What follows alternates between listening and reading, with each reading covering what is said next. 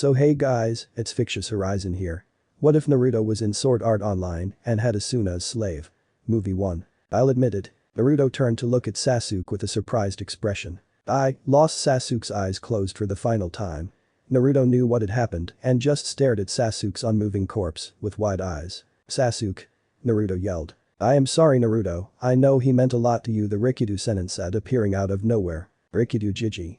Please give me my right hand back so that I may bring him back. I am sorry, but when I gave you both the seal of the sun and moon, I had lost the astronomical power within me, as it's not like any other sealing jutsu.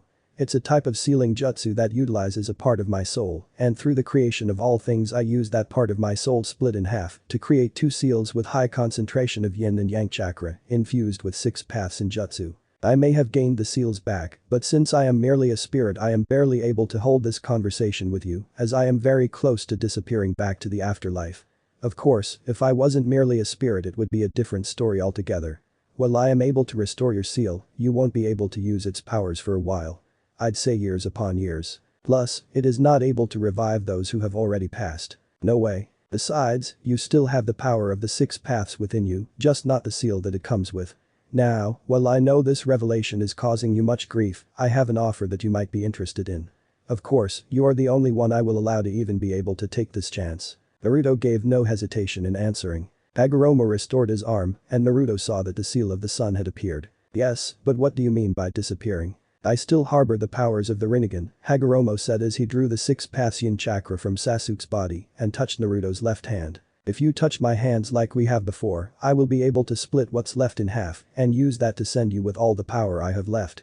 This will result in my permanent disappearance in both spirit and physical matter. I understand. Naruto walked up to the sage and placed both palms on Hagoromo's palms. A glow emitted, showing the energy being split, and in that instant, Hagoromo had explained what was going to happen in the next world. Since Hagoromo knew what world he was sending him to and what would transpire. After that, Naruto was enveloped in a shroud of light before disappearing completely along with the sage. Naruto came to fruition, and the first things he saw were a bunch of weird-looking blue circles. Then, a blue bar asking for his name and some sort of passcode. However, it all disappeared and brought him straight to the town of beginnings. The words "Welcome to Sword Art Online" appeared in black with a gray background. What the heck is going on? This is all too strange. Naruto said. Everything has been made possible and unknown thanks to Hagoromo. When he lifted up his palms, he noticed that he didn't have the marks just like the sage had told him. In order to not alert the owner of the advanced illusional world, I'll have to make it so that you gain your abilities as you progress, that way you don't seem like too much of an anomaly. He then noticed his vision completely filled with an extremely bright blue hue for a few seconds before it went away. He looked around with a flabbergasted look, then down at the palm of his hands. He then returned his Naruto gaze to his surroundings. Where am I? Naruto stepped forward and noticed more people appearing in a shine of blue one after another. He caught sight of strange things in his vision. What's this green bar and why is my name plastered right next to it? Naruto thought as he tried to fling it away, bringing up his menu. He tried to swipe the menu away and instead opened up another box. What is going on? This is weird. Is it Jinjutsu? Naruto thought as he was now looking as if he was trying to fling away a bunch of flies flying around him. Some people thought that Naruto had gone crazy. Some were laughing it off as they assumed he was a noob and proceeded to watch with interest. Others were beginning to walk away, fearing he might do something really insane. Hey, you alright there? Naruto turned around with his eyes bloodshot and an insane expression on his face. Does it look like I am okay? Who are you? You must harbor the Sharingan to be able to cast a Jinjutsu I can't release. Whoa, dude, calm down, that's just your virtual reality user interface. Naruto took a moment and looked inside his mind to his fellow Biju for help. Yo guys, what is a virtual reality user interface? Naruto asked. However, he noticed that Kurama was not in his cage and neither were all the Biju he had come to obtain. TCH, looks like I gotta earn them back too. Sorry, but what is a virtual reality user interface? Naruto asked as the black-haired boy looked at him as if he had 2 heads. You're joking, right? Please tell me you are joking. No, now what is this hollow fragment user interface? Kurito sighed. Well, first it's just what displays the important things that you need in any VRMORP. Seriously, are you new at this? First, what do you mean by display?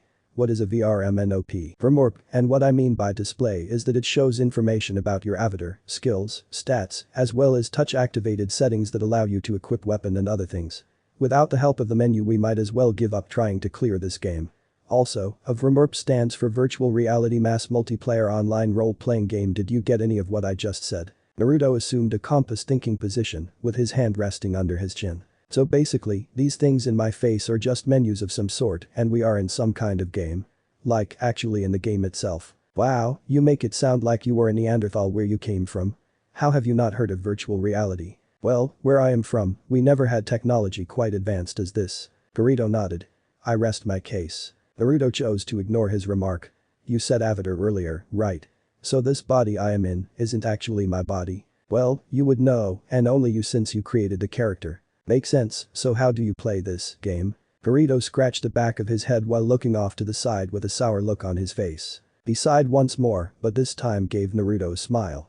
I'll give you a few tips, come follow me. Okay, so basically to activate a sword skill, it all depends on your first action. If you get your first action right and activate a sword skill, the system will correct your aim and ensure a hit. Action. How should I put it? Pause for a second, and once the skill activates, just let it rip. Let it rip. Naruto mused as he positioned his kunai above his shoulder and it started to glow blue. He burst forward leaving gusts of wind in his wake while Kirito's eyebrow raised. Wow, all Kirito could see as he turned was rising blue polygons. He's super fast. Is this really his first time and of Remorp if anything, he had to have those skills transferred. I have to say, you definitely didn't give off the impression of having that kind of speed. Oh, thanks. By the way, my name's Naruto Uzumaki, what's yours? Kirito, just Kirito. It's obviously my player name. It's rare for people to have a last name in a game like this. Hey, you guys over there. Kirito and Naruto turned to see a man with red hair and a bandana running towards them. They both exchanged a look as they watched the man catching his breath. You guys look like you know what you are doing. Any chance you guys could help me out with the basics? Naruto gestured to Kirito. You'll find everything you need with him. I'm a beginner myself, so we can consider ourselves sibling disciples. Please take care of us, Kirito-sensei. You sure are a handful, Naruto. Yosh. Naruto, Kirito, my name is Klein, thank you for your help.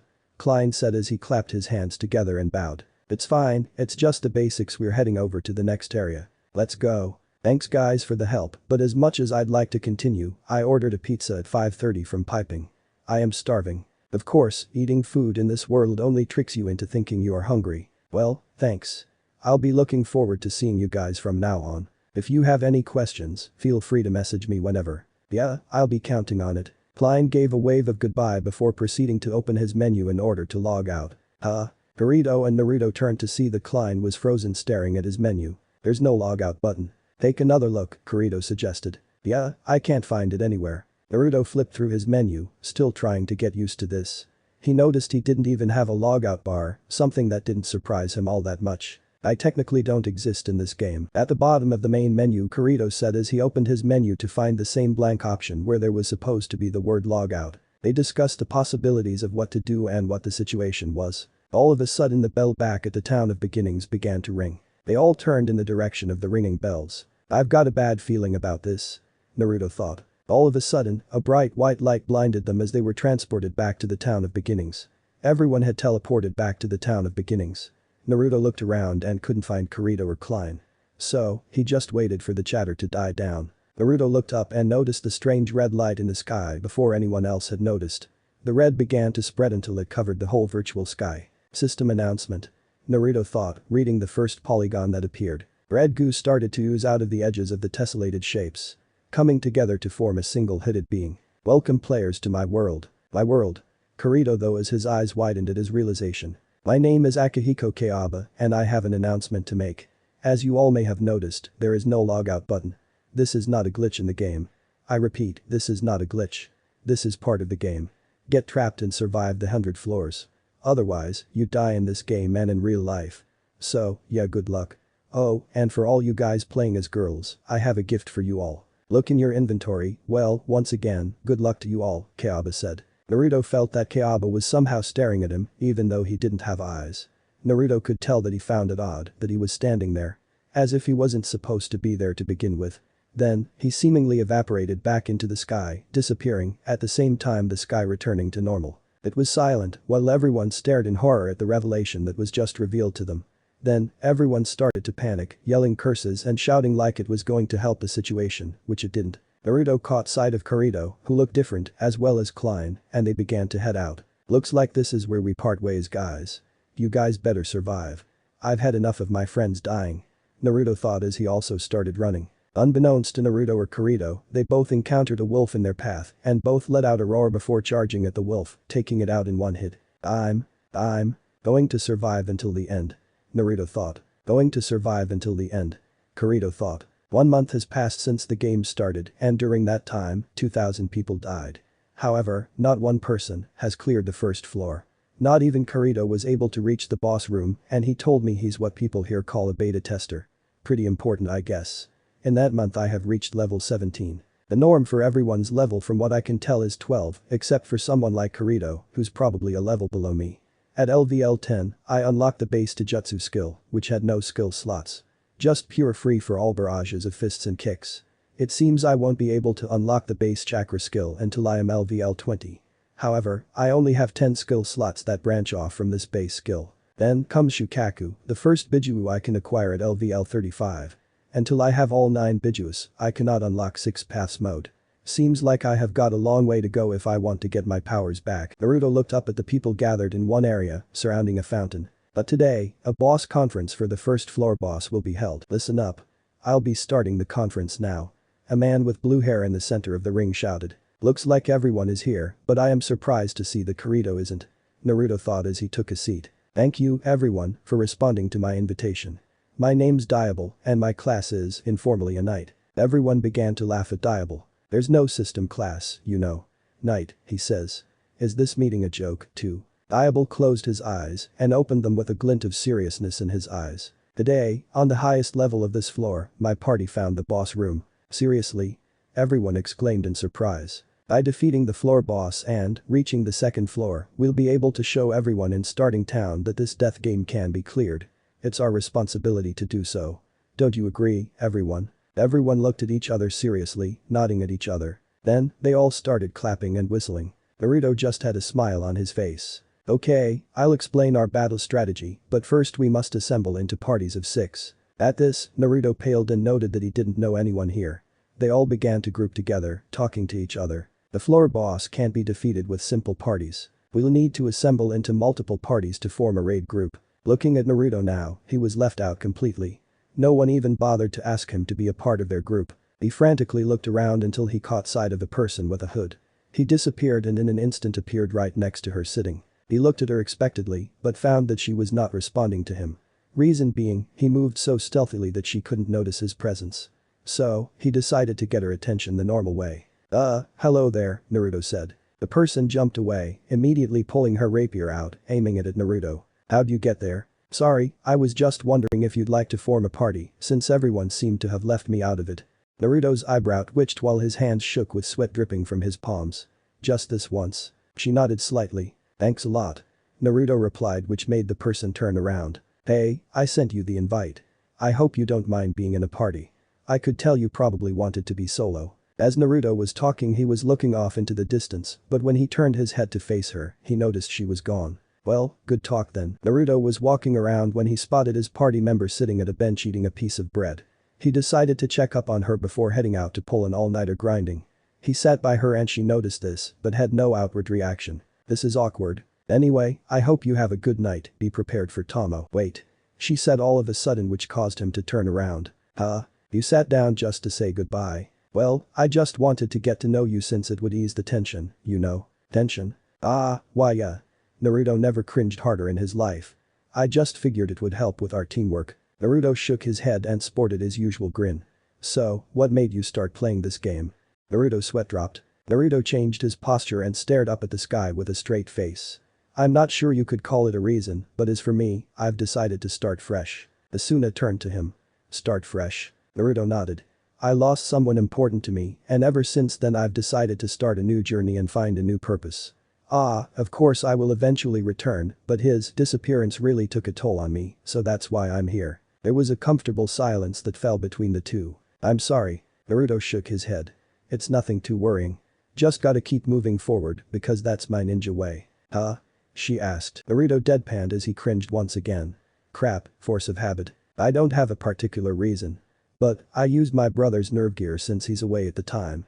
I'm not as seriously as invested as you, but with what's happened. Naruto nodded. Yeah, this game becoming what it is now.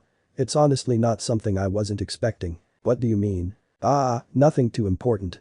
Anyway, you can't be satisfied with that stale piece of bread, can you? They talked on and on all night before they agreed to part ways and head to their respective inns. Well, that's true for Asuna, but as for Naruto, that was a different story. Okay, I must reach LVL20 before we reach the boss room. Which should take me all night. Yosh, I am ready to do this. As he appeared at a grassy clearing, he saw a bunch of tigers spawning and lurking around. Naruto opened his inventory and equipped his kunai. At speeds that future Asuna couldn't hope to match, Naruto slashed all tigers once, draining their health points to red. However, before the damage could even register in the animals' minds, they disappeared into hundreds of minuscule-sized blue polygons. He had about 43,756 experience points to gain in order to get to level 20. After killing about 10 tigers, he only gained about 689 experience points. Looks like I'll have to go to that dungeon, Naruto thought as he remembered how he got his level so high. Flashback, as Naruto was walking in the woods, trying to find the boss room, he came upon a clearing that led to a cave. He was surprised, as he hoped he had found the boss's dungeon. He went inside, and after seeing how hard it was to kill the first wave of monsters, he immediately ran out. What the heck, that has got to be the boss's dungeon. After some prep grinding, Naruto tried once again to get past the first wave. When he got there, he was able to slay the first of the wave of orcs. However, when he got to the orcs, he encountered the same situation as before. So, he opted to going back to grinding the orcs. He continued this process, noting that each time he retired from grinding in the oddly vacant dungeon, he got away with around 200,000 exp. I've got to make sure to come back if need be. Flashback end. The day's the day that I clear that damn dungeon. It's time to reach LVL20. Naruto was currently lying down exhausted after having gone through the whole dungeon, or so he thought. I didn't think it'd be so tough. Nonetheless, I made it through, ha ha ha. I did it. Just then he got up and dodged a swing of a sword that came from a cave troll. Man, I don't have time to deal with you. I am worn out. Naruto said as he did a 5-hit combo, effectively destroying the troll. However, he knows that staying here will just cause more to come his way, so he decided it was best to move deeper into the dungeon. Naruto turned and started running down a long pathway when he noticed a large door. No way. This whole time the boss door was right here. This whole time I could have cleared floor 1. Gah, I am such an idiot. I'll just take it easy, no need to worry about finding the boss today and the next 2 weeks either. Stupid. Stupid. He ceased his mental rambling and sported a serious expression. At my current level, I doubt I will be able to solo this boss. Yosh. I will reach level 25 and attempt to solo this boss. Kate Koi. The sun started to rise and Asuna was slowly waking from her slumber. She was unable to take a bath, which didn't matter, but just the fact bothered her. She just decided to eat another one of the steaming bowls of ramen the boy she met yesterday had given her. Everyone met at the same floor and began to head to the forest after they all met at the discussed time. That's weird. He was supposed to be here by now. Rasengan. Naruto roared as he landed the final hit on Ilfang. After that, the whole area lost its color and the light faded away. Naruto immediately fell on his back with a bit of health left, leaving him barely clinging on to the virtual life with his health in the red. Note to self, never solo a boss unless you are 20 levels above it. That sure was a close call. If I hadn't unlocked Rasengan at the last second, I would have been a goner. Flashback, as Naruto destroyed the last sentinel, he reached level 30 and he received a skill with all the list of his basic, base, or low-level jutsus, including the Rasengan. Missing the ability to conjure up his chakra condensed ball, he was about to fill the skill slot when Ilfang swung his sword, almost cleaving Naruto in half. Crap. Naruto thought as half of his full health had been drained to the red zone. Not wanting to lose his chance at a new life, he ran away from the sprinting Ilfang and filled his skill slot with Rasengan. He turned around, closing his menu, conjured up a Rasengan, hitting Ilfang straight in the gut. Blasting the Kobold Lord into smithereens of blue. Flashback end. Yosh. Mina. I have just one thing to say, let's win. Here we go. Diable said as he opened up the door to the first boss. When they got inside, they all noticed a man sitting in the center of the room with a plain white coat. Naruto turned around and noticed everyone charged at him with a battle cry. What are they doing? Naruto thought as he got up immediately and put his hands up. I don't know how, but there's a weird sentinel among them. Yelled a random player. Wait, what are you guys talking about? Naruto shouted, tilting his head with his arms crossed and a puzzled expression resting on his face. For our freedom. Ag. Wait. Asuna interjected as she sped in front of everyone with her hand held up. What do you want? Why are you defending the enemy? He's part of my party, his name is Naruto, and he was here at the meeting yesterday. But she said, come on guys, you gotta listen to me, Naruto added. Then, how come we didn't see you at the meeting, huh? That's because I'm a shinobi. Cough cough. If she didn't step and I was going to so thank you for that. Since I was looking at everyone, I noticed his mop of blonde spiky hair. He passes as a player, though I would agree he is no normal player. How were you able to solo the boss? Diaval asked with a frown. Hey now, don't you see that I am about to die? I'm not as overpowered as everyone thinks I am, Naruto attempted to reason. You still defeated the boss. That would have taken all of us to do together. There's no way you are around the levels of 12 or 13. Kibayu shouted. He must be a beta tester. Stealing all the glory and exp. She's probably a beta tester too. There are others here too, aren't there? Another random player shouted. Yeah. Come on out. Just then, Naruto began to laugh like some insane psychopath. He stood up and looked at everyone. Beta tester? Please, I am not even one, and I am already better than the best beta tester out there. He even admitted on the first day that I was extraordinarily skilled. However, I should warn you that I am now level 30 and I could probably solo the next boss and the bosses after that. The cycle continues, don't compare me to all those other newbies. Naruto said as he began to walk away. Then, you're even worse than a beta tester. You're a cheater. That's right. He's a beater. Call me whatever you like, I could care less. Naruto replied. Asuna had caught up to Naruto and pulled on his sleeve. I never got around to ask, but what is your name? Huh? You mean you can't see it? Naruto asked as he pointed at where the names should be. Nah Naruto. Naruto chuckled. You remind me of when I first came here. She pouted. What's that supposed to mean? Heh, don't worry about it. So your name's Asuna. Asuna took off her hood and nodded. Yeah, that's me. Naruto had an owlish look.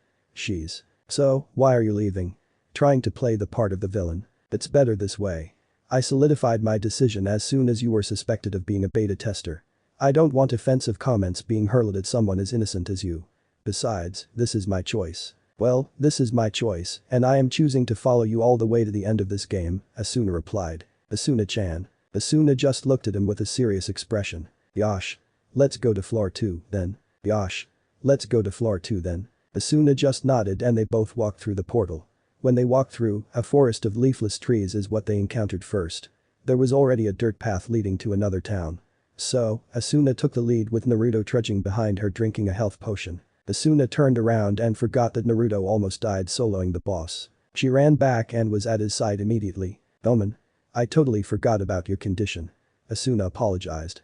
Oh, it's okay, I'd be more concerned about what is in front of us, Naruto said as a ferocious howl from approaching monsters echoed throughout the dead forest. What appeared before them were a pack of abnormally huge wolves that were at a much higher level than that of the wolves on floor 1.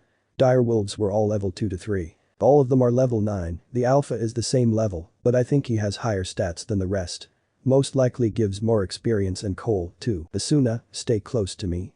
I got the alpha, Naruto asked. Yeah, just be careful, okay? Don't worry. Naruto said as he winked at Asuna, causing her to flush profusely. Just then, Naruto had picked up Asuna bridal style and saved them both from fangs to the head. I think you're the one who needs to be careful, haha, Naruto chuckled. Asuna pouted with her face the completely red. Naruto put her down and equipped his kunai while Asuna pulled out her starter rapier. Naruto charged at the alpha with Asuna following suit. The betas got in his way however and Asuna was planning to take care of this. Naruto had kicked one to the side and followed up with a punch to another wolf. He noticed that everything around him started to get darker. He spun around and lifted his kunai up in defense of the oncoming threat. Naruto's kunai had clashed with the alpha's huge talon-like claw. He flung it away and did a Taijutsu barrage to it. Pano Harepu. Naruto yelled as he did a low sweep and literally shattered the wolf's front legs. Next he followed up with a head attack. Pano Hasenk. Naruto again yelled as he smashed to the wolf's head, following up with a slash to its side with his kunai, effectively draining it of all of its health. He looked over at Asuna who was having some trouble and was finishing off the last one when another wolf was coming up behind her. Naruto's eyes widened before he instantly rushed over to her position, readying his kunai, activating a sword skill, and throwing the kunai at the beast at point-blank range. The beta took a direct hit to its head and shattered afterwards. Asuna had just finished off the one in front of her with her fast rapid attacks and noticed the rising blue polygons behind her. She smiled at Naruto. Thank you, it seems I really do need to be careful, Naruto-kun, Asuna said sheepishly. Oi oi. Be more careful next time Asuna-chan. I almost lost you. Naruto exclaimed in reply. Asuna immediately sported a huge noticeable blush and had quietly muttered something. I'm sorry, and, thank you for worrying about and protecting me, she said as she held her left arm with her right in shame. Don't worry about it. Naruto assured her with a toothy smile. Now let's go get better weapons and armor. Naruto and Asuna walked out of a weapons and armor shop with completely different gear. Naruto's coat now looked quite similar to his father's. Naruto had worn under his white coat with red flames on the bottom, his original jumpsuit he made from buying orange and black leather. He also bought a weapons pouch somewhat similar to his shinobi pouch, except that it was much larger and farmed an abundance of shadow iron golems, supplying him with the necessary metals to provide a blacksmith with. He requested somewhere from 300 to 400 shuriken and 100 kunai. However, he had something planned concerning his deadly weapons. Currency in this virtual world was very different from his homelands. He had a plethora of leftover coal and put his sewing skill to use once more, making his nostalgic shinobi headband. To say Naruto was still rich in coal was on point. Thanks to all the laborious grinding and farming he went through, he had attained an abnormal amount of coal. If every coal was worth $1, Naruto would be pretty close to a billionaire altogether. Asuna was a different ballgame. She had only bought another hood to replace the one she lost during the fight with the wolves. She did buy a new rapier that had much more promising stats than her starter rapier. Besides that, she hadn't really changed all that much. Naruto looked at her and sweat dropped. Why didn't you bother with something different to wear? Naruto asked curiously. Asuna just looked at Naruto before attempting to stifle a laugh. Naruto was clueless as to why she was laughing. Asuna pointed to Naruto and fell to the ground laughing uncontrollably. What are you wearing, Naruto-kun? Haha. Asuna laughed hysterically. Naruto's eyebrow twitched in annoyance. Boy, quit laughing. This is a warrior's outfit. Naruto shouted as he stormed off. Warrior's outfit, he says. Haha. Wait up, Naruto-kun. No. Naruto-kun Tiba. Find yourself a new partner. You can't be serious. I was only joking. Naruto and Asuna were standing on a hill, taking in the scenery. The sun was starting to set and was indescribably mesmerizing to the human eye. Naruto had his eyes closed and was trying to see if he could gather sage chakra. He wasn't surprised at all when he wasn't able to do so. Actually, he wondered if he could even gather any at all. This place didn't seem all that natural, at least not when you take a closer look. So, it might prove useless, however, he would burn that bridge when he gets to it. Or was it cross? Who knows? Naruto thought. Asuna Kuzo, Naruto said serenely. Right. Asuna was wanting to spend some quality time with Naruto, but it would seem that he had other plans. Just going to have to be patient, she thought. She was broken out of her thoughts when she saw a bunch of human-sized cobras slithering their way toward them. Naruto had appeared in front of her and kicked one of the reptilian monstrosities in the jaw area. He avoided the clamping of a cobra's fang strike and equipping his kunai, sliced its head off, causing it to disperse into shards of blue. Not wanting to be upstaged, Asuna pulled out her new rapier and did her lightning speed combo on the cobra that Naruto kicked, draining it of about 3/4 of its health. She stepped back and activated another sword skill, landing the finishing blow. She was about to move on to the next one when she noticed that Naruto had been laying on his back, messing with butterflies. No sign of snakes anywhere. Asuna's eyebrow twitched before she decided to play a prank on the preoccupied shinobi. She started to inch her way towards him, but he saw her coming from a mile away and tripped her. What resulted would end in both not speaking to each other for the whole night. Asuna was straddling Naruto, while Naruto was unintentionally groping, not one, but both of Asuna's breasts. Asuna took notice of the position they were in and where Naruto's hands were at. Most would expect her to slap Naruto across the field like she would have in another universe. She simply got up, pushed him off screaming pervert, and sprinted away in embarrassment. Wait, it's not what you think. I didn't mean for us to end up. Naruto had his hand outstretched and his expression was frozen with hysterical disbelief. Naruto, without looking, uppercutted a cobra that was approaching him from behind, sending it flying straight into the air. He equipped his kunai and threw it straight at the descending snake's head. It shattered before it could reach the ground. Take that! Naruto yelled. The kunai fell and hit him on the head comically. Ah! Son of a, Naruto yelled, more irritated than hurt. He regained his bearings after a long outburst of rather interesting and explicit words. Naruto decided to think about how he would apologize to Asuna. After thinking it over a bit, he finally came to a decision. He went after Asuna as if he never did anything wrong at all. Which was not his intention. Asuna had just left the grassy field and ran away when she came upon another town. She hesitated, looking back, but ultimately decided that she should just stay at this town for the night. What just happened? Asuna thought to herself. Was that all a part of his plan? No. He's not like that. I'm sure it was all a mistake. Asuna looked around and saw that there was an unusually large amount of people at this town. Men old enough to have grey long beards all seemed to have congregated together for drinks and stories of gallantry. Young teenage boys and girls all trading and talking about who's the best at what. It was definitely lively and Asuna had started gaining attention, especially from all the boys. So, she turned and left immediately to find a place to stay for one night. Reason being, her hood was down due to her sprinting like her life depended on it. She wasn't watching where she was going and she had bumped into someone. Oof. Beep. Asuna fell on her back while whoever she bumped into just hunched over. "I'm so sorry, I should have been watching where I was going," Asuna said with embarrassment. She lifted her head up to see who she had rudely bumped into. The boy that looked to be about her age. He had neat black hair with bangs that cover his forehead. He also had black eyes and fairly pale skin. He was wearing a black coat that he wore over his starter outfit that everyone had back at Floro Nean Code of Midnight. "It's okay, it tends to happen when you're stuck in a game of life and death. Sometimes, even I space out," he replied. Before Asuna could reply, they both heard everyone she was trying to avoid give a shout of triumph and determination. "Seems they are all ready to go. We just got here too. They must want to really get out of here quick." "What are you talking about?" Asuna asked curiously and confusedly. "That lively group is what you could call the unofficial front lines. Everyone is gearing up to find the floor boss. So far, we don't have a clue where the boss might be. Although, considering what happened at floor 1, who knows, right?" "Right," Asu replied while remembering a certain blonde who had completely soloed the boss, not knowing the boy in front of her was sharing the same thoughts.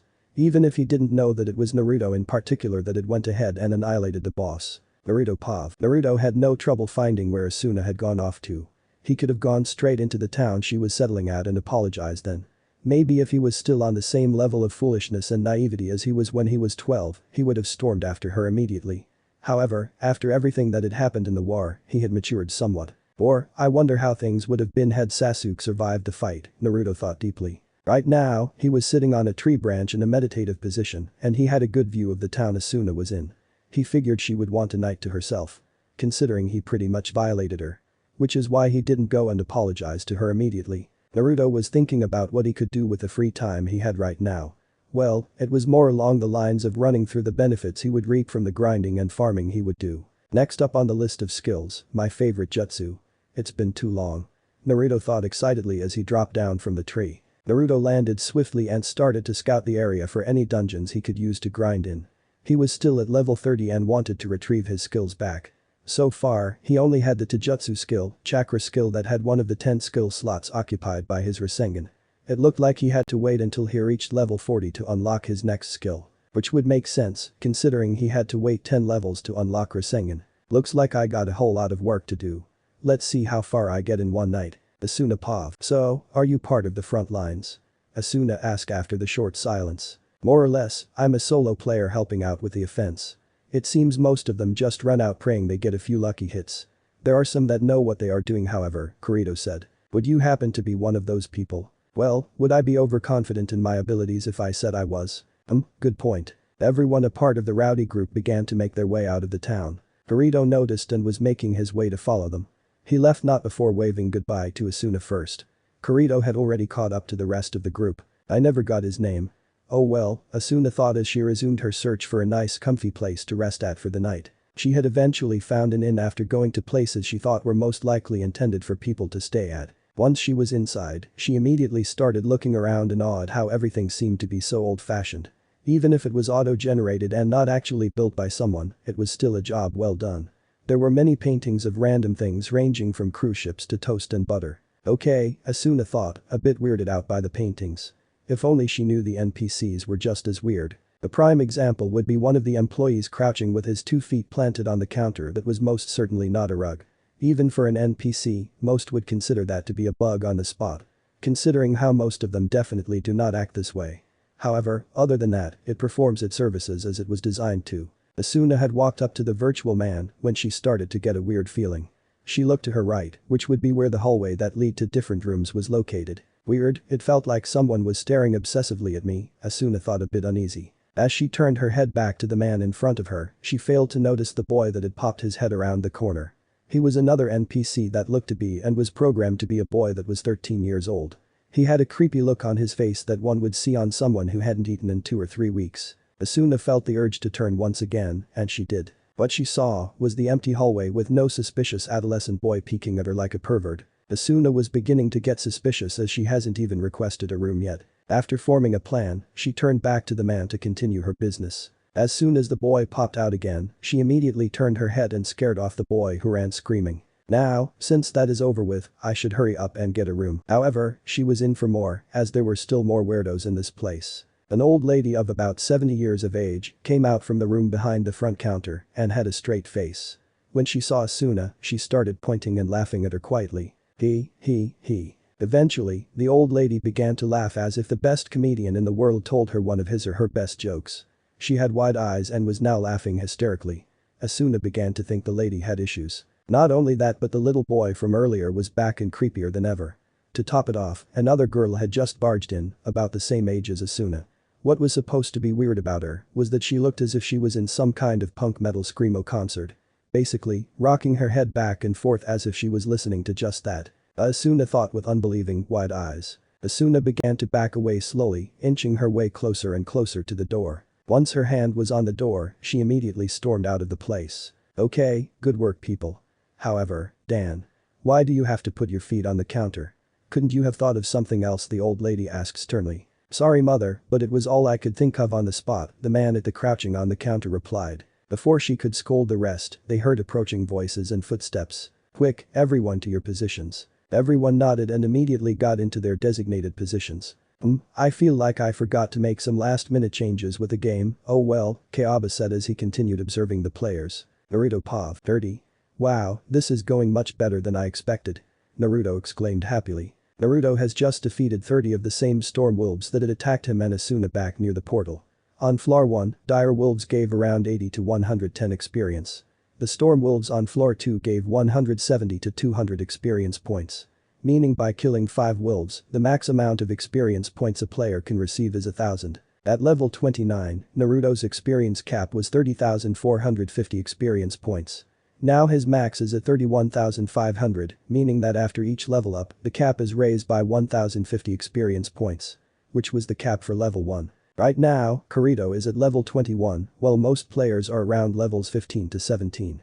Naruto did not want to fall behind, so he was planning on grinding heavily on this lonely night. When Naruto started his hunt for experience and coal, it was 5:30 or 17:30 in the evening. Now, it was 6:30 or 18:30. He had already slayed 55 storm wolves, 30 super cobras, 25 fire cheetahs, and 15 tree trolls.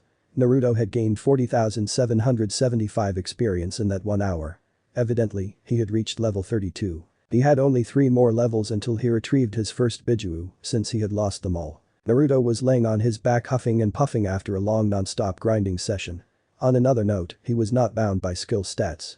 For example, if his strength stat was at 50, his actual strength would probably be around 175 to 200, possibly higher. Same situation with all his other skills such as agility and dexterity. However, this would also prove to be problematic concerning keeping his real identity secret. So, he was not surprised when he was checking his stats and found reasonable numbers for his skill stats at certain levels. I'm only on floor 2, yet I am so exhausted from all this work. This is definitely not something I am looking forward to. Then again, what I just did can't be considered normal, Naruto thought absent-mindedly. After sitting up, he gazed at the sky for a while until he finally noticed something. Where is the moon? Naruto asked himself. He had a perplexed look on his face and thought it weird that the moon was all of a sudden non-existent. He was brought out of his confusion thanks to the low growls, groans, hisses, and snarls that were coming from near the trees. Well, back to grinding. Naruto thought lazily as blue polygons began to rise a second later. After about half an hour, Naruto had obliterated 44 monsters total. He still had a bit of experience to cover before he got to level 32 though. I'll just take a small break before I continue. He started running towards a fairly large hill. Jumping from tree to tree, he finally made it to the base of the hill. Wonder what the view is like, Naruto thought curiously. When he was at the top, he sighed contentedly as he closed his eyes, lifting up both arms to his side. He took in a deep breath and exhaled before he just let loose and fell on his back. I feel as if I could just fall asleep. After a few seconds, Naruto immediately stood up and flared his chakra. That was enough to not only wake him, but also enough to make him feel as if he could conjure up a giant Rasengan. Well, that sure was relaxing, but I've got some leveling up to do.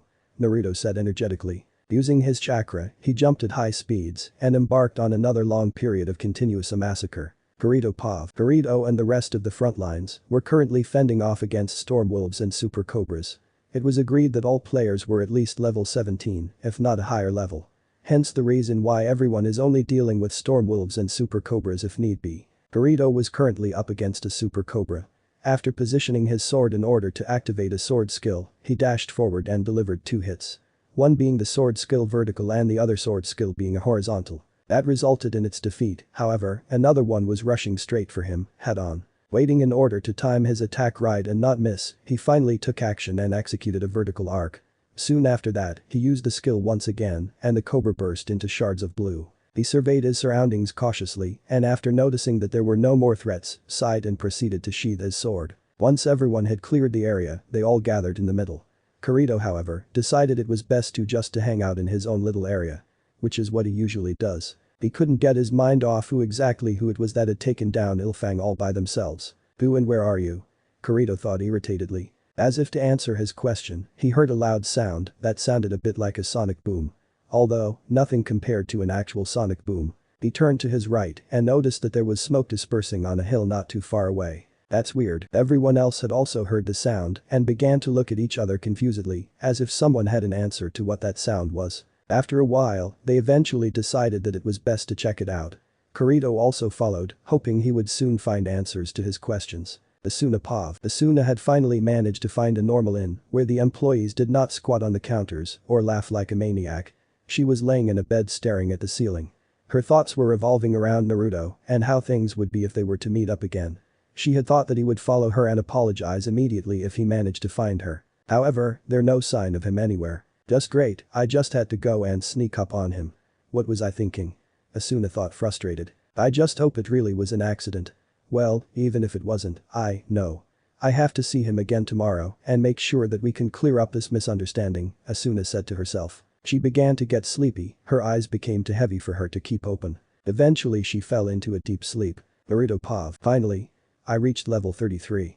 That sure took a while, Naruto said to himself. Naruto was down on one knee, breathing heavily. He stood up, attempting to catch his breath. Well, might as well find a place to sleep for tonight. Maybe I'll stay in that town Asuna was at.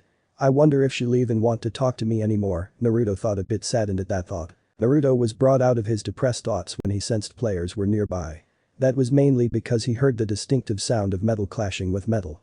He would have to level up his chakra skill to be able to sense others. When he spotted the players, he was surprised to see that Kirito was with them. Where have you been all this time? Naruto wondered. He was debating where or not it was a good idea to approach him and any of the other players that were currently in a battle with monsters. So, he just waited to see what would happen next. Once everyone had cleared the field of monsters, they all continued to move towards the mountain Naruto had just left. Oh crap. I should have known that jump would have attracted attention. What a stealthy ninja I am, Naruto thought. Deciding it was best not to confront them, he started making his way for the town. Asuna opened her eyes, instantly shutting them from the bright sunlight that shined on her face. Getting up from bed, she put on her hooded cloak and left immediately. Asuna was walking around town and finally gathered the courage to talk to Naruto. After making her way out of the safe zone, she suddenly stopped. If only I knew where exactly he was, Asuna thought as she sweat dropped. She traveled back to the same place she had stormed off before, but he was not there. Soothing winds blew Asuna's hair as she stood, wondering where Naruto could have gone off to. Hey you. Some strange lewd voice shouted out of nowhere. Asuna turned around and she was met with 5 teenage boys that had an evil and perverted look on their faces. Realizing the situation she was in, Asuna began to get worried and scared for her safety. For one, she doesn't know how high of a level these players are and they outnumber her 5 to 1. So, she can only hope to escape their clutches. Why don't you come hang out with us? One of the teens said rather aggressively, advancing forward to grab Asuna. No. Asuna yelled, slapping his hand away and running hastily for town. Thanks to Asuna's speed, she was able to keep her distance away for quite a while. She almost made it past the safe zone when another teen had emerged from her intended destination and grabbed both her wrists in a harmful manner. Where do you think you're going, huh? It's not polite to run away when people invite you to spend time with them. One of the boys running towards Asuna shouted suddenly. Yeah, just be an obedient little girl and we won't have to hurt you. Asuna was struggling to free herself from the boy gripping her wrists harshly. No matter what she did, she was not going to be able to get out of the situation she was in. What's going to happen to me? Am I really going to get raped here and now? This can't be happening. Asuna thought as she shook with terror in her heart. The crowd began to gather around them as Asuna was about to be sexually assaulted, yet no one did a single thing. Even if someone was brave enough to do something, they would have a hard time, seeing as more players came by and were blocking the disgusted spectators from interfering. Someone. Help me. Naruto-kun. Asuna thought, panic struck. Now, why? Suddenly, the boy that was gripping Asuna and the other teen that was coming closer to her were all blown away. Bewag. Ah. Everyone was shocked to see that someone had not only saved Asuna, but have also managed to do it without them being able to even see him. Whoa, did you see that? One of the onlookers exclaimed. Yeah, I couldn't even see him. He must be really strong. Asuna opened her eyes as she had them shut before she was saved and saw Naruto standing there with an angry expression. Then Naruto? Asuna asked desperately. Naruto's expression softened to a more calm and collected one as he made his way to Asuna. Are you okay? Naruto asked in a concerned tone. Asuna could only nod, glad that Naruto had come to her aid, just as she hoped. Hey. Who do you think you are? One of the boys that got blown away asked furiously. Naruto turned his head towards the boy and his group, the ruthless infuriation was clearly shown on his face. He focused killer intent on all of the hopeless teens, which caused all of them to cower and others to completely faint. Naruto had walked up to them, picked up one of the players by their collar, and looked him straight in the eye. If I ever see you around her again, you'll pay dearly for it, Naruto threatened. While Naruto wanted so badly to punish them, ever since he had his heart cleared of hatred, he was never able to hate again. No matter how angry he got. So, evidently, he was not going to kill these cowards. However, that doesn't mean he won't tell them a thing or two. Naruto released his suffocating killer intent and turned around to check up on Asuna. When he did, all the foolish teenage boys nodded to each other before getting up and charging at Naruto. No one orders us around, especially someone like you. One of them shouted with immense rage. When one of them had swung their sword on Naruto, he dodged so quickly that he left behind an afterimage. A second later, they all fell to the ground unconscious. Everyone gasped at this, and murmurs of amazement could be heard throughout the crowd. Just who is this guy? He seems a bit familiar. Either way, I'm glad he's not like them. Otherwise, we'd be having problems. Hey, he's that guy who defeated the first floor boss all by himself. Seriously? No way. As everyone made comments at what had just occurred, Naruto made his way toward Asuna. Hey, Naruto said awkwardly. Naruto, that was amazing. Asuna yelled, completely forgetting what had happened between them. Well, I didn't want you to get hurt in any way. If you ever got hurt, I wouldn't be able to face myself. I'm just glad you're okay now. Asuna smiled with a noticeable blush. Yeah, I'm okay. Well, I was thinking we could spend the rest of this day doing whatever you want. Asuna stopped and her jaw had dropped as far as it could. She was quite shocked and surprised that Naruto had been the one to ask her to hang out.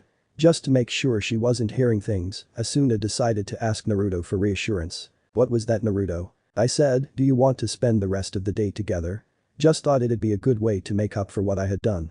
Asuna's face was full on scarlet when she was reminded of that certain incident. She had actually forgotten about it when she was in the middle of being harassed and assaulted. It's fine, just make sure not to do it again. Asuna said sternly as she put up an angry expression. She looks really cute like that, Naruto thought dreamily. After shaking his head clear of those thoughts, he motioned for her to follow him. Wondering where he was planning on going and doing, she decided to follow him. There was an uncomfortable silence until Naruto stopped 7 to 10 minutes after they had left. We're here, Naruto said. Asuna looked around and saw nothing but the usual trees and grass. Naruto, this is just a forest, Asuna deadpanned. True, but I wanted to show you an amazing place around this area, Naruto said as he started to walk wherever he was planning on walking. Asuna followed him but was still doubtful about where he was taking her. When they came upon a cavern, Naruto went inside after stopping for a short second. Of course, Asuna followed her blonde friend into this probably big and vast cave. It was exactly that, but it was not just any cave. There was a special area within the cave that had an amazing sight to it. It was dark for one, but that made it even more breathtaking with the glowing crystals, walls, and ceilings. Now, even dungeons could be considered fascinating, but this was way beyond that. So much that not even the author of a fanfiction story about a video game with beautiful sights to see could describe it in words. Asuna was completely taken aback by the beauty of it all. Wow, Naruto, this is incredible. How did you find this place? Asuna asked. Well, I was in the middle of finding dungeons to grind in when I came upon another possible location. While I did find the dungeon, I also managed to find this rare site.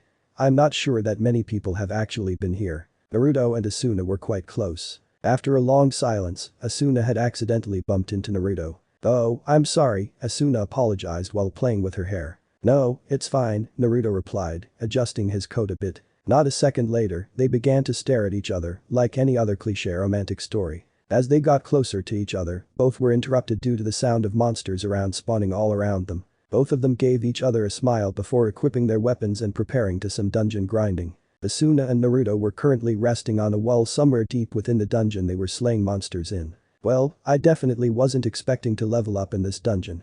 Naruto shouted happily. Just what level are you? Asuna asked in complete shock. I was at level 33, but now I am at level 34. How about you, Asuna? Me? Well, right now I am level 21.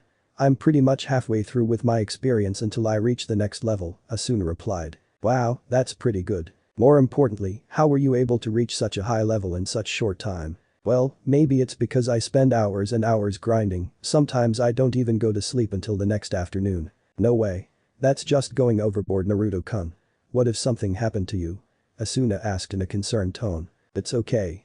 At my level, I would do just fine on my own. Besides, if I have you with me, there is nothing to worry about. Naruto assured her. Still, you should try taking more breaks. Better yet, we'll take one right now. Haim-sama. One is enough. Also, don't call me Haim. It's extremely annoying. Asuna complained. Asuna-sama. HMPH, do what you will. Asuna said as she stormed off ahead to go wherever she was planning to go. Chuckling quietly to himself, Naruto followed Asuna out of the dungeon. Naruto and Asuna were now walking through a different town. As they passed by some of the players active in fighting to get to the next floor, they noticed everyone talking about some rare monster. Apparently, it was some sort of super boss. Some have managed to get a good look at it while they watched others bravely take it on. It looked to be a gorilla type of monster with 4 muscly arms, 2 legs, and horns. It was also well armored and was very strong at that. It had metal armor covering all of its body and also had 2 swords, 1 axe, and a spear in one hand. It was on a completely different level. Interesting, Naruto thought, excited for his chance at defeating this monster. While Naruto had a savage grin on his face, Asuna just pinched the bridge of her nose, sighing. Great, we haven't even taken a break for 10 minutes and he's already fired up. Asuna thought disappointingly. What do you think?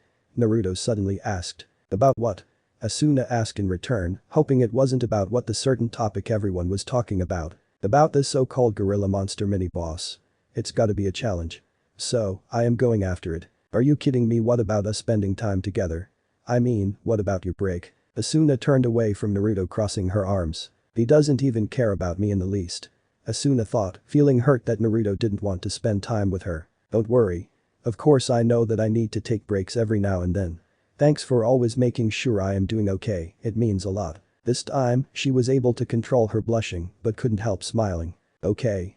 So, where do you want to go, Naruto-kun? How about we get something to eat? I am starving. Asuna giggled at how goofy Naruto is at times. That's a part of Naruto she liked a lot.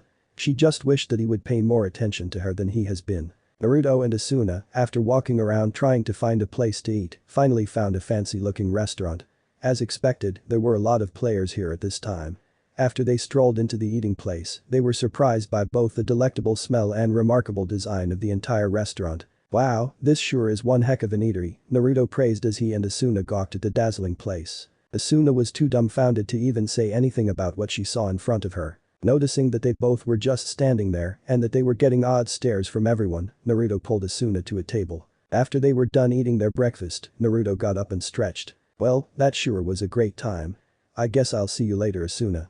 Naruto said. However, he stopped in his tracks as he felt a sudden tremor within himself. Naruto, Asuna growled in a quiet rage. Oh, shit, Naruto thought in complete fear. Not wanting to anger Asuna any further, he was by her side once again in a flash. So, what else would you like to do? Naruto asked with a forced smile. How nice of you to want to spend time with me. Asuna said as she clapped her hands together as if she wasn't seething with rage just moments ago. Just like in pretty much most romantic movies or stories, a montage of the two lovers' precious moments together. Things like walking around town, looking up at the sky, getting to know one another, playing around every now and then, telling bad jokes. The list goes on. Naruto and Asuna had spent the rest of the morning and afternoon with one another. Now, everyone could witness the beautiful twilight that was even more amazing in-game than the outside world, shining throughout the whole floor. Naruto and Asuna were sitting on a hill that had a marvelous view of a majority of the luscious fields that surrounded the town. Naruto-kun, Asuna said, breaking the relaxing silence that had taken place for a while. Naruto acknowledged in response. What was life like for you outside the game? At the sudden question, Naruto just kept staring at the sky above. His indifferent expression soon took a nostalgic, sorrowful expression. However, that soon changed as he gave a small smile, coupled with a light chuckle. I had a lot of people that I cherished back in the real world.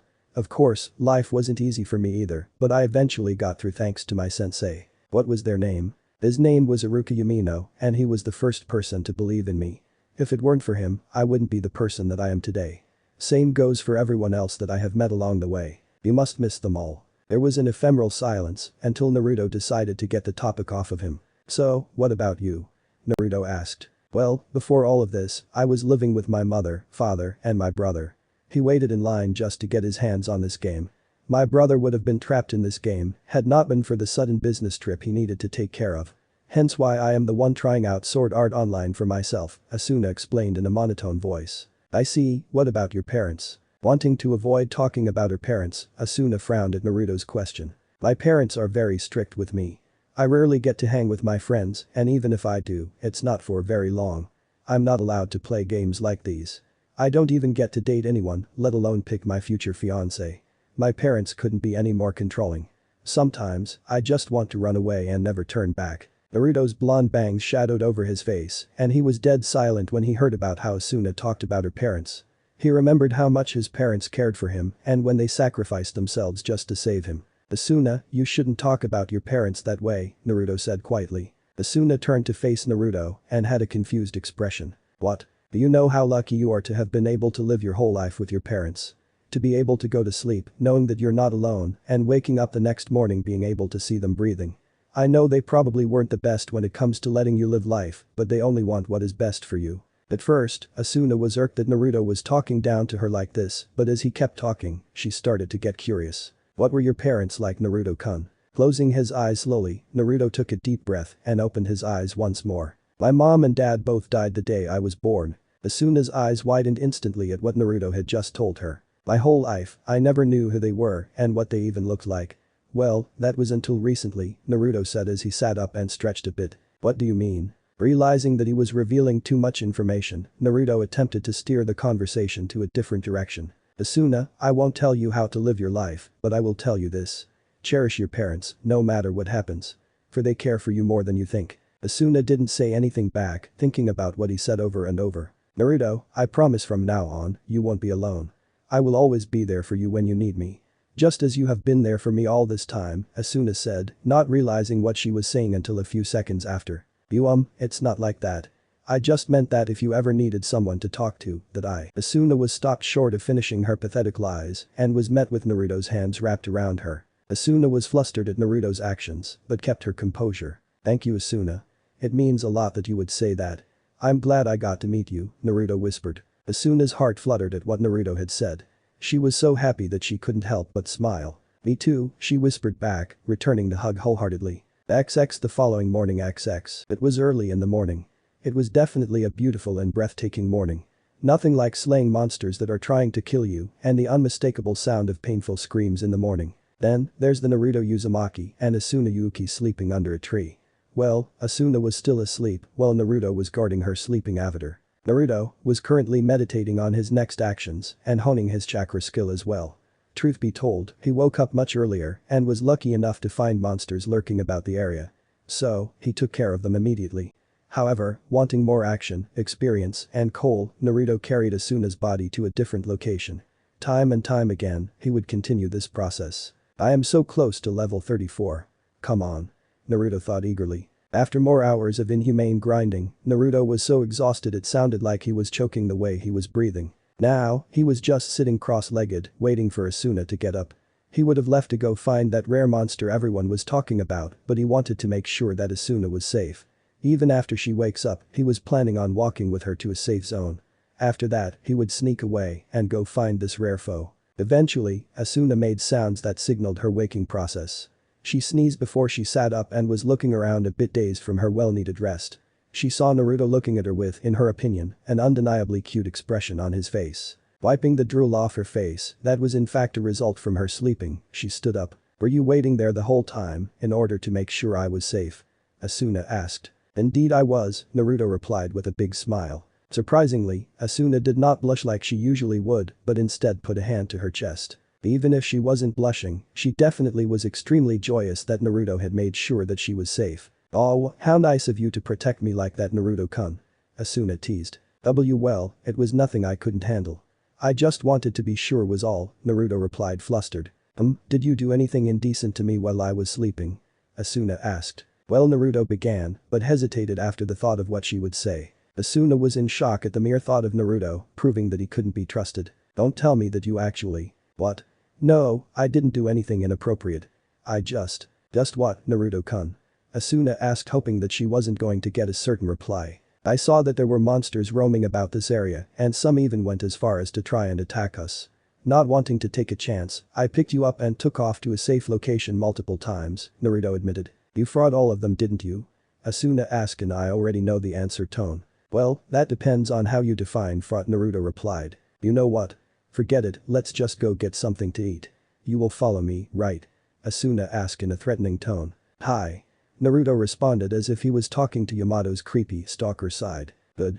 Asuna said, her mood completely changing. Naruto and Asuna were, once again, eating in another restaurant.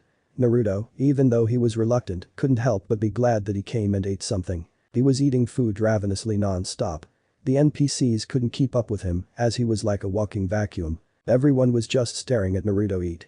One player was holding his spoon halfway towards his mouth, just sitting there in utter disbelief. Where is all that going? One of them asked. Well, technically speaking, he isn't actually putting things into his stomach. Yeah, but still, the whole table is stacked with plates. Asuna was no exception to the reactions. She didn't even get to her food, as she was just staring at her dear crush, inhaling the food faster than she could kill floor 1 monsters. Ah, that's better. Naruto said, as he let out a sigh. He finally stopped eating. Whoa. Everyone was exclaiming in surprise, as if someone had just done the impossible. Now we can F. However, they were cut off as Naruto ordered a bit more food and drinks. Everyone face faulted at what just happened. What? One player actually threw up everything he was eating due to the fact that he couldn't even handle watching someone eat that much food. You Naruto-kun. Asuna whispered to her blonde friend. What is it? Naruto asked, completely oblivious to what was happening around him. I think you're causing a scene. Naruto looked around him and noticed people just staring at him with their mouths open. He thought he saw someone's puke, but he just passed it off as soup. Which, passing of bits of food and green stomach acid, is a bit concerning. Well, shall we go? Asuna nodded and followed Naruto out of the place. What surprised Naruto was when Asuna suggested that they go grind together. I just thought that today, we could spend time doing things both of us don't mind doing. Besides, I need to get stronger as well, so I am able to protect you, Asuna reasoned. Well, if that's the case, then follow me. I know a good place to level up at. XX 45 minutes later XX. Asuna had just finished off another tree troll. Wow, Asuna, I have to say I am quite impressed at how capable you are. Well, my only goal is to be able to protect you. I want to make sure that we both get out of this death game and I hope we can meet in the real world. Naruto visibly flinched at what Asuna had just told him. No. The sage never told me anything about what would happen after I defeated this game. What do I do? Naruto thought in panic mode. Hey, Naruto-kun, you okay? Asuna asked a bit concerned. Oh, I'm fine, just really excited is all. Asuna had a suspicious expression on her face, but ultimately just decided to let it go. As they were walking, they noticed another player that was taking on a couple of tree trolls himself. This should be interesting to watch. Naruto thought as he and Asuna both stood nearby to watch. After defeating the two trolls, the boy sheathed his sword and noticed Naruto and Asuna walk up to him. However, when Naruto had seen the player's face, he immediately stopped dead in his tracks. It was also the same situation for the said boy, who was also staring, taken aback by the sudden appearance of Naruto Uzumaki. Hey, it's you from back in town. Asuna exclaimed. Well, I never thought we would meet so soon, Kirito. Naruto, do you know who he is? Asuna asked. Yeah, you could say without meeting him, I probably wouldn't be here as I am right now. He's an expert at this game and took part in the beta test, Naruto said with a smirk. Kirito kept a straight face. I hear people prefer the term beater now. I guess it's all thanks to that player who soloed the first floor boss, Kirito added. Naruto had a feeling Kirito was testing him. Yeah, it seems whoever did that sure made a name for themselves. Anyway, it has been a while. How's everything? Same all. Just doing my part in pitching in some effort to get us out of this. I am surprised, I didn't know you were go-getter. Better yet, go-getter, if you know what I mean. Naruto just sighed in annoyance, as Asuna had a surprised expression before she caught on. She was about to tell Kirito it wasn't like that, but she never got the chance as she was interrupted. So, what are you planning on doing now? Naruto asked, subconsciously taking a step forward. Well, I'm just grinding as usual, but I will be helping out with the front lines. Hey, maybe you and… Asuna finished. Asuna could join me later today. Should I do it? Oh well, even if Kurito knew it was me, I doubt it would have major effects. Why not? Naruto thought. Sure, what time are we meeting and where? We'll be meeting at 16:30 p.m. at the outskirts of the town of Krieg. You do know where that is, right? Kurito asked with another sly grin. Of course. See you there. Naruto said a bit ticked off, but kept his cool. Asuna just stared at Naruto as he was leaving in amusement while Kurito chuckled lightly. Asuna turned to catch up to Naruto, not bothering to respond to Kurito's chuckle, which was followed by a knowing expression. I guess I should be rooting for you, Naruto. When Asuna had caught up to Naruto, she noticed that he only nodded in response to her presence. While Asuna was confused as to why he was being distant and unresponsive, she couldn't help but think that he had a rivalry of some sort with Kurito. Naruto was headed toward the same town that Kurito mentioned, Krieg itself, to stock up on items like potions and such. All in preparation for the upcoming group event he and Asuna would be a part of. Naruto, is something the matter? You've been quiet ever since we left Kurito, Asuna asked, worried over Naruto's behavior. They both had finally arrived at the front of the entrance to Krieg. Krieg was an interesting town. At almost every corner, there was a merchant that sold armor, items, weapons, information, and much more. Those were just the merchants. Players could enter the traditional shops as well, where they sold everything that a merchant did and more, but in larger quantities. Another aspect was the town itself. Most of the buildings were mossy cobblestone and all the pathways were plain old stone, which was intended for Ankrit as a whole. All of the floors were medieval themed. All of the NPCs included bulky men, bulky women, and slim women. You could even consider them to be descendants of Vikings or Viking themselves. Basically, it looked like a place intentionally built for war. Places to sleep are out of the question. You can sleep on the ground or outside shops. It was truly a savage town. Exaggeration or not, the number of places to settle down were minute or extremely small. To put it in a different perspective, 60% was used for the purpose of selling and buying, 10% was places for people to hang out, duel, etc. The remaining 30% was intended for resting. We need to stock up on supplies for the raid, Naruto explained shortly. Asuna didn't feel at all relieved of her puzzled state of mind. What I meant was, why are you solemn all of a sudden? Naruto stopped in the middle of his walk towards another merchant. Whenever I see Kurito, I am reminded of my first few days of playing this game. I don't see anything wrong with that. I mean, it's like the beginning of your friendship, right? Naruto gave no response to Asuna's question. Instead, he motioned for her to follow him, which she did. Now, they are both at a secluded area in town where they could talk in private. Naruto wanted to keep attention away from himself, noting that he was a topic people constantly talked about. Asuna was sitting beside Naruto on a random bench, away from anyone's immediate line of sight. Naruto was staring at the ground deep in thought. Asuna was just looking at him, hoping for some kind of response or explanation. While I do consider him my friend, his very presence reminds me of life outside this game. Remember when I told you about my sensei? Asuna nodded, you said that he was the first person to believe in you. Naruto closed his eyes. There were others that eventually I had established bonds with. However, 3 have passed on in my life, Naruto thought sadly. I don't like to think about it, but it felt so short. So much could have happened. Asuna had once again felt that she was missing something. What are you saying? Naruto just stood up from where he was sitting, not wanting to answer her question on a painful subject. Let's go, Naruto said. Asuna just looked at Naruto's back that was gradually getting smaller and smaller with a distant faraway look. What's wrong? It is now 12:30 in the afternoon. Naruto and Asuna are busy doing some grinding. Usually, it was Naruto that took the lead and dominated the enemies. However, this time, it was Asuna who had taken that role and was focusing on honing her skills. She also wanted to clear her mind of anything at the moment. After the somewhat one-sided conversation with Naruto, she felt as if he didn't trust her. She didn't know what it was, but whenever the conversation got to a certain point, he would bring up something completely different. It's as if there is something he doesn't want to talk about. Asuna thought, irritated, and finished to fire Cheetah with fury. I was backing her up, which could be compared to watching her with curiosity. Anyone can tell from the way she is moving that something is bothering her. Her attacks give off the impression that she is angry about something, I thought. Once the area was cleared of any more monsters, I decided that it was best if I clear up the tension that I unintentionally brought forth. Walking up to Asuna, I put a hand on her shoulder, bringing her out of her thoughts. You want to get something to eat? I'm sure an hour of grinding should suffice. Besides, it looks like something is bothering you, I said, unequipping my kunai and leading the way to someplace we could get some food. Asuna just stood there with a perplexed look. Was it that obvious? She thought. Asuna decided to take the lead and find a place where both of us could eat. She was looking around town and was having a hard time choosing. She wanted to choose a place she would enjoy, but not a place she'd end up leaving. Whenever she asked me if I'd like to go to a certain place, I immediately responded with it looks a bit crowded or it's too busy right now. Which brings the both of us to our current situation. I wonder why he doesn't want to eat at any of the places I suggested. Asuna thought, slightly self-conscious. Naruto's paused. For the past 10 minutes, Naruto was seriously paranoid. Whenever Asuna suggested a place to eat, he immediately rejected her suggestion. He knew sooner or later she would question him, and next time, it'd be verbal instead of mental. From someone else's point of view, Naruto could look like he was doing a lot of things. He was either shaking his head from left to right enough to give him several whiplashes, rocking out to a song he has stuck in his head. Lastly, and probably the most logical, he was looking at all the packed restaurants on his left and right. How are all of them filled with so many people? Why aren't any of the restaurants even close to a normal size of customers? Naruto thought, hysterically baffled. Some would wonder why Naruto was so concerned about the amount of people eating at a restaurant.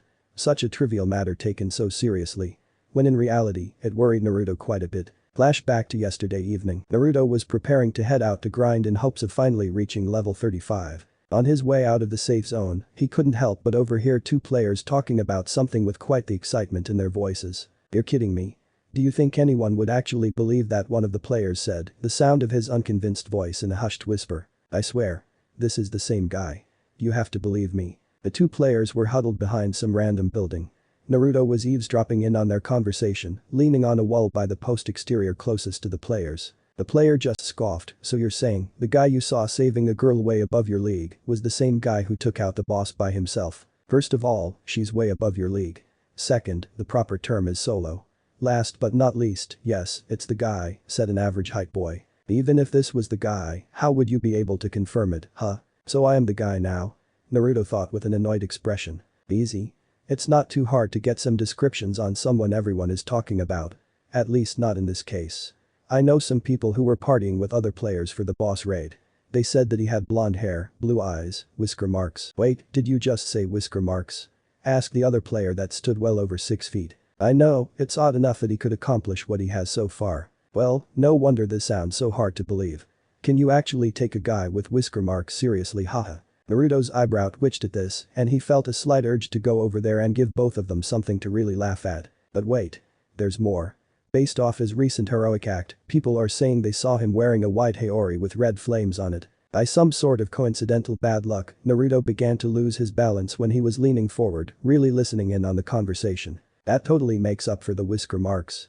Hold on, this guy sounds easy to find, but when have you actually seen him personally? Naruto had finally given in and tripped on nothing. With his superb agility, he managed to flip into a steady stance, but the look on both of their faces were priceless. Naruto chuckled quite nervously. "Hey there." Thanks to his slip-up, Naruto ended up having to knock out both of them. Flashback end. "Do-kun? Ruto-kun. Naruto-kun." Asuna's voice gradually became clearer by the second. Naruto shook his head. "Huh? You were spacing out. I was starting to wonder if you were ignoring me on purpose." "Sorry, I didn't mean to ignore you. What's up with you anyway? It seems as if you've lost your appetite or something." Naruto's stomach just happened to have grumbled in response. Asuna just smiled knowingly, while Naruto chuckled embarrassed. "Come on, enough trying to avoid places. Let's just eat." "What? How'd you know?" "It's not hard to tell. I hear about it too. You're not the only one who is having second thoughts about eating with this many people out." Naruto just stared at Asuna with amazement. This whole time she knew. Well, I guess my obvious attempts were not subtle at all. Naruto and Asuna had seated themselves, hoping not to draw attention. What a hopeful wish that was. Everyone, every single person, was staring at Naruto and Asuna with complete disbelief. Naruto had his head down in hopes of concealing at least his face. He instantly regretted coming to a public place such as this. "Isn't that? I don't know, anyone could have blonde hair," someone else said in a matter-of-fact tone while staring at their blonde friend, which caused them to narrow their eyes. "Yeah, and here I am with 3 whiskers on each cheek and a coat with red flames." "Sounds like your everyday blonde to me," another blonde said sarcastically. "I knew you and I would agree. Don't you ever get sarcasm, you idiot." "Naruto, there's no point in hiding if you were already spotted. You're just prolonging the inevitable." Naruto slowly lifted his head up just enough so only his eyes could be seen. "Okay, this is good. I'm making progress, just lift my head slowly and there will be no problems." Once Naruto's head was completely upright, there was a deafening silence. Then, "Oh my gosh. Wow. It's really him. There it is." The unmistakable sound of everyone's mind-blown voices as they constantly talk about the guy. Wow, he's actually pretty good looking. I actually have to agree with you. As most of the girls were talking about Naruto's looks, Asuna was beginning to get ticked off. She didn't know why, but she felt something she hadn't felt before when those girls talked about Naruto that way. Naruto was looking around at everyone and was going to put his head down once again. The drinks he and Asuna had ordered finally arrived as he was putting his head down. He was stopped. Naruto. Naruto turned his attention to Asuna who had called his name. What is it?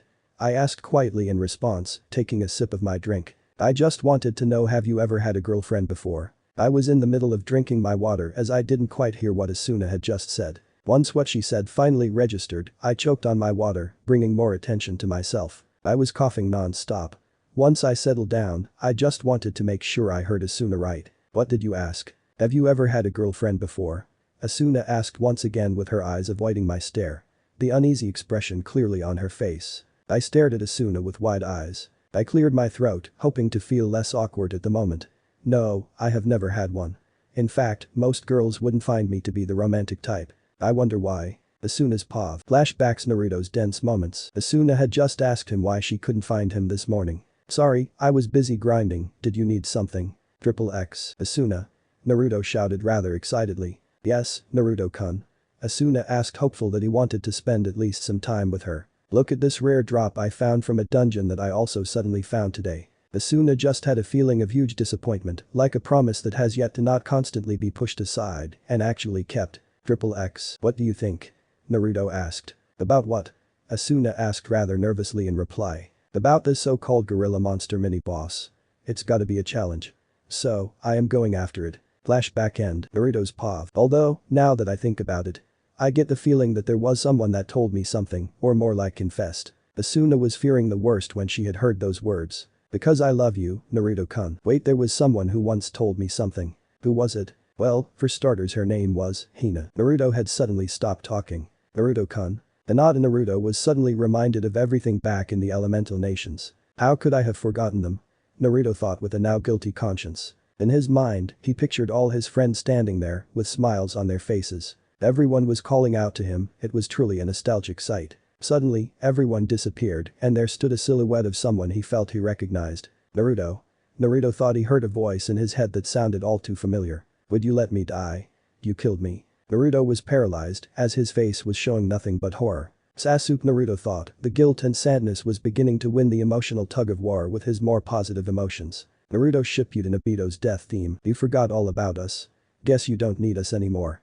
You're a liar, Naruto. Sasuke. Wait. Naruto, it's all your fault. Sakura-chan. I thought you wanted to bring Sasuke back, not kill him. Wait, you don't understand. Those who break the rules are trash. Naruto was completely silent as he heard his former sensei speak Obito's words. But those who abandon their comrades are even worse than trash. That's right, I abandoned them, I completely forgot about my precious bonds, I am nothing but. Naruto Shippuden Obito's death theme end. Naruto. Asuna almost shouted, trying to get his attention. Naruto was awoken from his depressing thoughts and he now was more aware of his surroundings. He lifted his head to look at Asuna's more than worried expression. His eyes held nothing but extreme guilt and terror, like a soldier returning home from war with post-traumatic stress. Everyone was silently watching the scene uncomfortably as they all felt out of place. Naruto, something is clearly bothering you. What is it? Talk to me. Everyone was still dead silent, but some began to whisper here and there. Asuna didn't care, she kept her eyes on Naruto, wanting to know what was causing such behavior out of him. Naruto didn't move at all until he pushed his chair out and ran out of the building. Asuna, without a second thought, ran after Naruto. Once she was outside, she had no idea where Naruto had gone off to. Something is definitely wrong. With Naruto. Naruto was sprinting without the intention to stop. He had no clue where he was even headed, but he didn't care. All he wanted to do was just get away from everyone. Those who abandon their comrades are trash. Naruto gritted his teeth and just kept on commanding his 2 feet to keep on moving. What happened to me? I used to be someone who never abandons anyone, especially my friends and family. It started to rain as Naruto was constantly running wherever he could go. People watched him when he was running and couldn't help but start to talk about what everyone always talks about. Naruto completely ignored them and time seemed to slow down as each raindrop fell slow enough for the eye to see clearly and all you could hear was the slow resounding of each drop. Naruto Shippuden Ost loneliness. Naruto was still running, time was still seemingly slow and now he was crying uncontrollably. Time finally returned to normal as Naruto's footsteps continued to make splashing sounds, along with the only other apparent sound of countless raindrops falling. Naruto turned a corner and even noticed the upcoming dead end. However, he didn't care enough to do anything about his current path and just ran right into the wall. He fell onto his back and had his eyes closed with tears streaming out of the corners of his eyes. Then, he opened his eyes slowly and just stared at the gray, crying sky with empty, lifeless eyes. My dream is to surpass all the previous Hokage. What Hokage? I never go back on my word, that's my ninja way. What ninja way? I'll never let my comrades die. Niji's gone, Sasuke's gone, everyone's gone. Thunder crashed loudly and Naruto just stayed in the same position he was in after he fell. He felt worthless after being reminded of the past life he had forgotten. After taking some time to sit up, Naruto was staring down at his reflection on a puddle of water. The raindrops causing multiple ripples, distorting the image of his reflection. Naruto began to get angry at himself and started to punch the ground. Damn it. Damn it. Damn it. Naruto constantly shouted in rage as he continuously punched the brick stone beneath his feet. Who am I to feel sorry for myself? My comrades sacrificed their lives for me. Everyone. I shouldn't even be here. Naruto yelled with one last punch, his body slouching. He stopped because he felt a familiar presence behind him. Naruto Shippuden asked loneliness and Asuna's pav. Where did he go? Asuna thought worriedly. She bolted from the restaurant in hopes of finding Naruto. As she was checking around the whole town, she still couldn't find a lead. It got worse as it started to rain, but that didn't faze her at all. Instead, she looked on with even more determination. Where are you? She was walking towards another alley when she heard a few people start to talk about some blonde kid in a coat running. Excuse me, but did you see where he went? Asuna asked, interrupting their gossiping. They all pointed to their right, which was the same direction Asuna was walking, so she ran full speed, constantly asking people left and right if they have seen him. She felt as if she was getting closer to Naruto when she heard the sound of someone yelling and fists making contact with the ground. That has got to be him.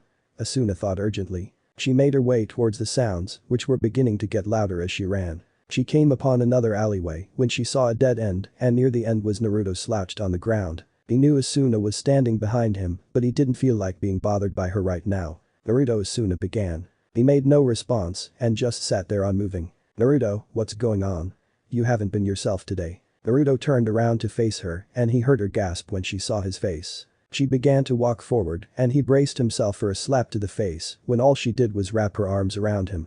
Naruto's eyes widened and was speechless at what Asuna did. You don't have to hold back in front of me, just let it out. But that, Naruto was getting teary-eyed, which turned into him completely bawling his eyes out. Asuna was smiling and was glad that Naruto had finally released what he was holding up inside. XX 8 minutes later 1:45 p.m. XX. Asuna was still holding Naruto even after he had stopped sobbing a minute ago. Now they were met with silence until Naruto broke that silence. Asuna Naruto said, surprising Asuna as she didn't expect him to speak so soon. What is it? Thank you, Naruto said with much gratitude. Naruto had wrapped his arms around Asuna, returning the comforting hug. Asuna smiled at his action and was truly touched by his actions. I'm always here, Naruto. After a short while, they separated from each other. Naruto had his arms at his side and his face covered by his bangs. Naruto, you don't have to tell me, but whenever you're ready, just know that I will be there to listen. Naruto just nodded, glad that Asuna was not pressing that matter any further. Good, now are you sure you're comfortable going on the raid? Yes, I am fine. There's no need to worry, I am glad that you stayed by my side. Asuna gave a heartwarming smile. Naruto stood up and stretched his muscles for no apparent reason. He turned and looked at Asuna with a small smile. Let's go, he said quietly. Right. XX casual prairie field minus 2:30 p.m. XX. Naruto's POV. Naruto was surrounded by 3 storm wolves, but he didn't even bother taking out or using any weapons at the moment. All 3 wolves charges at him at the same time from his front. One took the lead and attempted to chew his head off, but he merely lifted his palm and pushed it towards the 2 wolves behind it by its neck and with the support of its velocity and his body weight. All 3 crashed and fell. After getting up, they all snarled at him, trying to be intimidating to their prey. One charged forward in hopes of tearing him apart, but Naruto just sidestepped to his left. Another was coming for him, now from his left, and sidestepped to his right, turning his body left. The storm wolf's salivated teeth snapped on air, missing its target completely. The last one came in as soon as Naruto finished sidestepping, as if it was all a part of their plan. He just side-flipped to his right, the top of his head just centimeters away from the wolf's back. Naruto continued to dodge without attacking. Even if he didn't use chakra, he was still amazingly agile, quick, and had quite the dexterity for someone his age. At least for normal players and human beings. This is probably the only time he won't constantly pump out some amounts of chakra to constantly increase his reserves. For example, if he was taking a stroll through a forest, he'd be focusing some chakra to his limbs, torso, pretty much his entire body. He wasn't the best at chakra control, but now that he's been working on it daily, he's come a long way. Now, he was not on the same level as a Hyuga, but he was better than he has ever been at sending his chakra to certain areas of his body. Asuna was also quite busy. She was focused on staying alive and slaying the wolves, as opposed to a certain blonde. "Naruto, why aren't you attacking?" Asuna asked as she finished off a second one. "Well, I think we should take it easy before we head out. I'm also working more on my defense right now." "Okay, but just be careful." Now there were 6 wolves after Naruto. Naruto kept on dodging no matter how many wolves were coming after him. 7, 8, and now 9 wolves were after him. Asuna had finished the last one, but also took notice of Naruto's situation. Naruto-kun, I think you should start attacking now." Naruto ducked, sidestepped, slid right, ducked again, jumped up, flipped once, twice, and 3 times consecutively in midair. The wolves left no room for breathing, but Naruto was taking the situation very lightly. To him, it was as if he were drinking a cup of tea and relaxing. 4 wolves charged for him at the same time, while 2 others waited for him to dodge. "I don't think these wolves are dumb." Naruto jumped up and did a backflip of about 35 feet, creating some distance between him and the wolves. They all growled viciously, before one by one, each had started to howl. Naruto looked up in anticipation, while Asuna had a look of fear on her face. "You idiot. Don't you know what that means?" Asuna asked him in a very loud, scared voice. "It means the more the merrier," Naruto said with a hysterical voice. Asuna's jaw dropped at this. "You're kidding, right?" Out from the trees in the distance came a number of storm wolves. About 20 wolves showed up, which brought the total number to be 29 in all. Every single one had a low growl before the last came out. This wolf towered over the others and had 2 bars above its head. "Naruto, please tell me you have a plan." "Asuna, come on. I'm not that crazy." Asuna sighed in relief. "Okay, so what do we do?" Naruto didn't bother responding, but just stormed towards the huge pack. Now we can see him continuing to completely rely on dodging. It's as if the fact that there are much more of them didn't leave him uncertain or doubtful. These were the lowest level monsters on this floor, but against a large number of them is nothing to be casual about. By the look of things, most would assume that the shinobi was attempting to show off. It was more along the lines of stuck in the past due to a sudden nostalgia. Around the time when he was level 31, whenever he would go out to get some experience and coal, memories of his fights back in the day just pop up out of nowhere in the middle of his fights. So to take his mind off of things, he would grind for hours afterwards, trying to gain some peace. In time, after many sessions of training, the memories stopped coming. So whenever he did venture dungeons and such, he was able to focus completely on defeating the game and saving the lives he could. He only needed to stop thinking about Konoha whenever he was focused on fighting. Other than that, he'd recall things without any problems, but not all the time. Naruto was becoming attached to Asuna, which was also a cause for his sudden change. She would always be there to keep him from thinking too much. Her very presence reminded him that he needed to live and that he still had something he must do. His top priority was to do everything he can to increase the chances of defeating this death game and to make sure that Asuna was safe and happy. The 17-year-old shinobi was getting by just fine. He was finally ready to move on and hopefully get closer to Asuna. That all changed when he met Kirito. Once Kirito's face was clear in his vision, Naruto's thoughts were led to the beginning and why he was here in the first place. It acted as a trigger for him to be able to experience his memories with more detail and emotion. He didn't want to worry Asuna, so all this time he was always trying to lighten up the atmosphere and to be on the humorous side. Now, all he could think about was the fact that he had been forgetful of his comrades and family. Which is why when he started spinning, dodging, flipping, he was unintentionally comparing battles. He wasn't even focused on what was in front of him and more on, once again, the past. "Naruto-kun."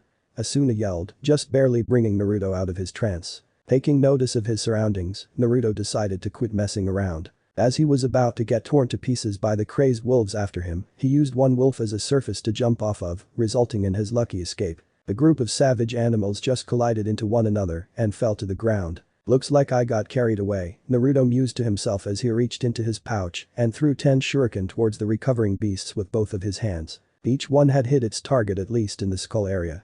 It was enough to cause them to shatter, while the lucky ones had barely a quarter of health left. Then, Naruto equipped a kunai and sped forward with blinding speed. Using rapid bite 3 times, an upward slash after a high-speed dash towards the target, Naruto took out 2 to 3 wolves. After that, he performed Mirage Fang, which was intended for only one foe, but he changed it up. The skill consisted of 6 diagonal zigzag strikes, but Naruto broke it up into 1 zigzag strike on each, giving him 6 one-hit kills. While Naruto getting in one-shots was a bit much, he was level 34, and all these storm wolves were that he would continue to use this skill on the rest, and now there was only 10 wolves left. Time to finish this, Naruto thought calmly. He activated a sword skill, where he performed a horizontal slash with his kunai intended for taking out multiple enemies at once. A lot of power is concentrated into this one shot and is very deadly when the user has a high agility skill. A fast but powerful one-hit attack that drives through multiple enemies. This skill doesn't come without a cost. The amount of mana points it takes is very high and has a 30-second cooldown. Wait, I'm sure there was one more, Naruto thought, turning around to see teeth. On instinct, Naruto started to do a back handspring, but halfway through, he used his legs to kick its chin. He managed to knock off more than half its health. The alpha fell on its back but rolled onto its 4 legs. Now, it was really pissed and was ready to annihilate Naruto. However, Naruto had already appeared in front of the wolf, and as soon as it looked up, he had already completely severed its head with his glowing kunai. Afterwards, both the head and body bursted into blue polygons. The casual prairie was now nothing short of quiet and peaceful. Unequipping his kunai, Naruto turned to see Asuna standing in front of him with her arms crossed. Asuna seemed to be struggling between astonishment and frustration at Naruto's drawn-out battle. "Take it easy, huh?"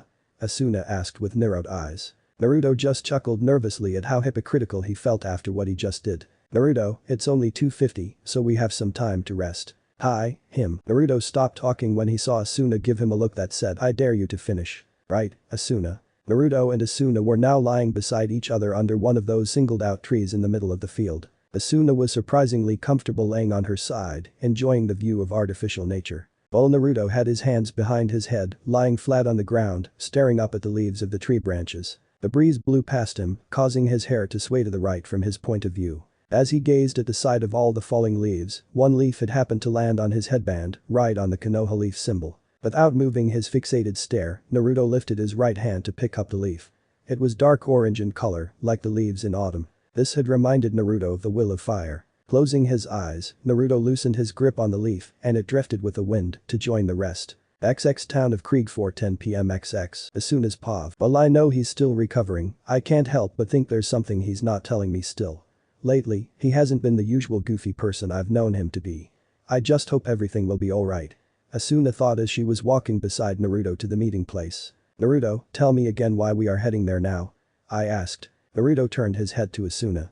"Asuna," Naruto said seriously. Asuna turned to look at him worriedly. "What is it, Naruto-kun?" He just continued to look at me without speaking a word until he finally looked like he was going to say something. This made me think about what Naruto was about to tell her. His silence wasn't any more comforting. "That's a very good question," Naruto said loud and clear, placing his hand under his chin, while his face showed he was deep in thought. I was not expecting that response, and I just stood there staring at Naruto and could literally feel my eyebrow twitching. "Don't worry, I just thought that we could use some time to prepare ourselves beforehand. I know we've already rested, but why not?" After hearing what he said, I smiled at Naruto's consideration and nodded. "Thank you, Naruto-kun." Naruto nodded back with a smile that made Asuna's cheeks redden. Asuna, are you okay? Your face is a little red." "I'm fine, everything's fine," Asuna replied, immediately turning to head to the meeting place. "Great, there I go acting like another girl with a huge crush again. I need to focus on getting stronger so I can meet the real Naruto." Both of them were now headed for the meeting to find the boss room. XX outskirts of Krieg 4:25 p.m. XX. Seems like almost everyone is here already. Though, I don't see any sign of Naruto's friend. I think his name was Kirito. I turned to Naruto who was just closing his eyes, breathing lightly. That's when I realized he was actually asleep. "Oh, Naruto-kun," I kept on repeating until he finally stirred in his peaceful, relaxing nap. Grayson Naruto was finally fully conscious of his surroundings. Only a few people had bothered paying attention to Naruto. "Are you okay?" asked Asuna. "Oh, is it time already?" Naruto asked, getting up and stretching a bit. "Yes, everyone is here, so I suggest we join them." "Okay, let's go." I walked towards the group and all by himself on a wall was Kirito. He looked in our direction and waved at us. "Naruto, you're okay with talking to him, right?" He was already walking to Kirito's location, so I opted to do the same of course. "I am, there's nothing to worry about," he replied with a thankful smile. Kirito walked up to us with a small smile on his face. "So, I see you guys managed to make it. When does it start?" "Right now." At that moment, everyone's attention was brought to a man who was standing on top of a table. "Hello everyone, my name is Shido." Before we begin the meeting, I'd like to first say thank you all that have decided to participate today. I know we've had trouble lately finding the boss room and that we all have worked hard at doing so. Now, we will continue, but we have a new side objective I'd like us all to keep in mind while we are out there. Everyone began to talk amongst each other regarding the objective. What do you think it is? A player asked. It probably has something to do with that gorilla monster everyone has been talking about, another player responded. You're exactly on point. Lately, players from all around Floor 2 have come across this challenging beast, yet it still stands undefeated. Many fought bravely against it and unfortunately, some lives have passed along the way. No way. That's crazy. Another player that was silently observing decided to speak up. Basically, you want us to keep in mind the goal of finding it and defeating it if possible. Defeat it as a group. I have no doubt that many of you are skilled players, but we can't take any chances and I am sure all of you want to live to see tomorrow. As Shido said that, he glanced at Naruto and Kirito before returning his attention to the others. That was strange, thought Asuna. I'll now give a brief overview of our goals today. 1. Focus on leveling up and farming coal in preparation for the boss battle. 2nd. Search for the boss room. 3rd. Be on the lookout for this mini-boss and alert the others if you encounter it. Evidently, we'll all be in parties. Is there any questions? One girl had raised her hand. Yes. What happens when we manage to find the boss room? Are we going to charge in after all the battling we've done or regroup to prepare for the raid? We won't have to worry about fighting it today, even if we locate it, since it's not wise at all. Yes, we will meet another day for the boss raid. Are there any other questions or concerns? Another teenage boy had raised his hand. What is it? When we do find the gorilla monster, what should be our signal? I was thinking something like, woo. Or maybe something like, freedom. Ooh, maybe we should shout bananas so that it gets distracted. Oh, you're so clever. Do you really think that'll work? Another player interrupted. Are you being sarcastic? Of course I am. Shido had cleared his throat in hopes of calming everyone down. Look, when we do encounter the monster, it won't be hard to let us know, now will it? Is there anything else anyone would like to bring up? No one had said anything, so now it was time to get ready to head out. Okay, we're going to have a 10-minute intermission. Let's do the best we can. He said, raising his fist in the air. Everyone clapped and cheered, more than ready. Yeah. Alright. It's like deja vu all over again. This reminds me of Floor 1, thought Asuna. Neither Naruto or Kirito had moved or talked to each other since Shido had begun speaking.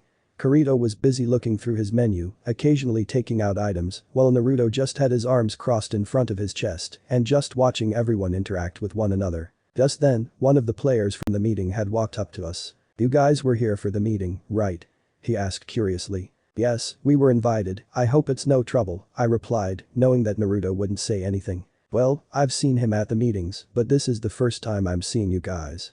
It's nice to meet you, my name is Jace. My name is Asuna. Naruto said with a straight face. Kirito also said with a straight face. You guys sure are quiet. I'm not familiar with Kirito, but I know that Naruto has seen better days. Don't worry, he isn't always like this, I explained with a nervous chuckle. I see, but what about you? I've noticed that you haven't exactly been partying with or talking to anyone in the past, so I just assumed you were antisocial or something. Naruto brought his hand to his mouth, attempting to stifle a laugh it would seem. Jace turned to look at Naruto with a raised eyebrow, while Kirito's eyebrow twitched. I felt as if those two would start fighting any second now. Hey, Jace, Kirito started to say, while Naruto was still smiling. What's up? Asked Jace. Have you ever had to teach a beginner how to play this game? I was paying attention to Kirito and Jace, but I didn't miss Naruto's expression changing from humorous to a complete frown. Jace smiled at Kirito's question. Of course, I've given a few tips here and there. Why the sudden question? I don't remember who it was, but at the Town of Beginnings, I happened to catch this player completely embarrassing himself in front of everyone. I mean, this guy had no idea what he was doing. Naruto looked at Kirito with a displeased expression. Kirito. A mental breakdown is a phrase I would use to describe what was happening at the time, Kirito continued without any sign of stopping. Kirito, you didn't know what a VRMORP was, couldn't comprehend his user interface, heck, his knowledge on technology wasn't exactly with today's time. So, I decided to help him out since I didn't want to leave the poor guy to his downfall. Listen here, you better. I just can't remember what his name was. Wait a second, Naruto. Wasn't it you? I'm pretty sure the guy had blonde hair, whisker marks. Wait, it was you. Everyone's a beginner, but it sounds like Naruto was a very unique beginner, thought a completely surprised Asuna. Hey, at least I don't make things awkward for myself every time I actually socialize with people. Oh really, Naruto-san, you even said it yourself. If it weren't for me, you probably wouldn't be Ali. Okay guys, let's all just get along. We shouldn't fight with each other, we're all on the same side aren't we?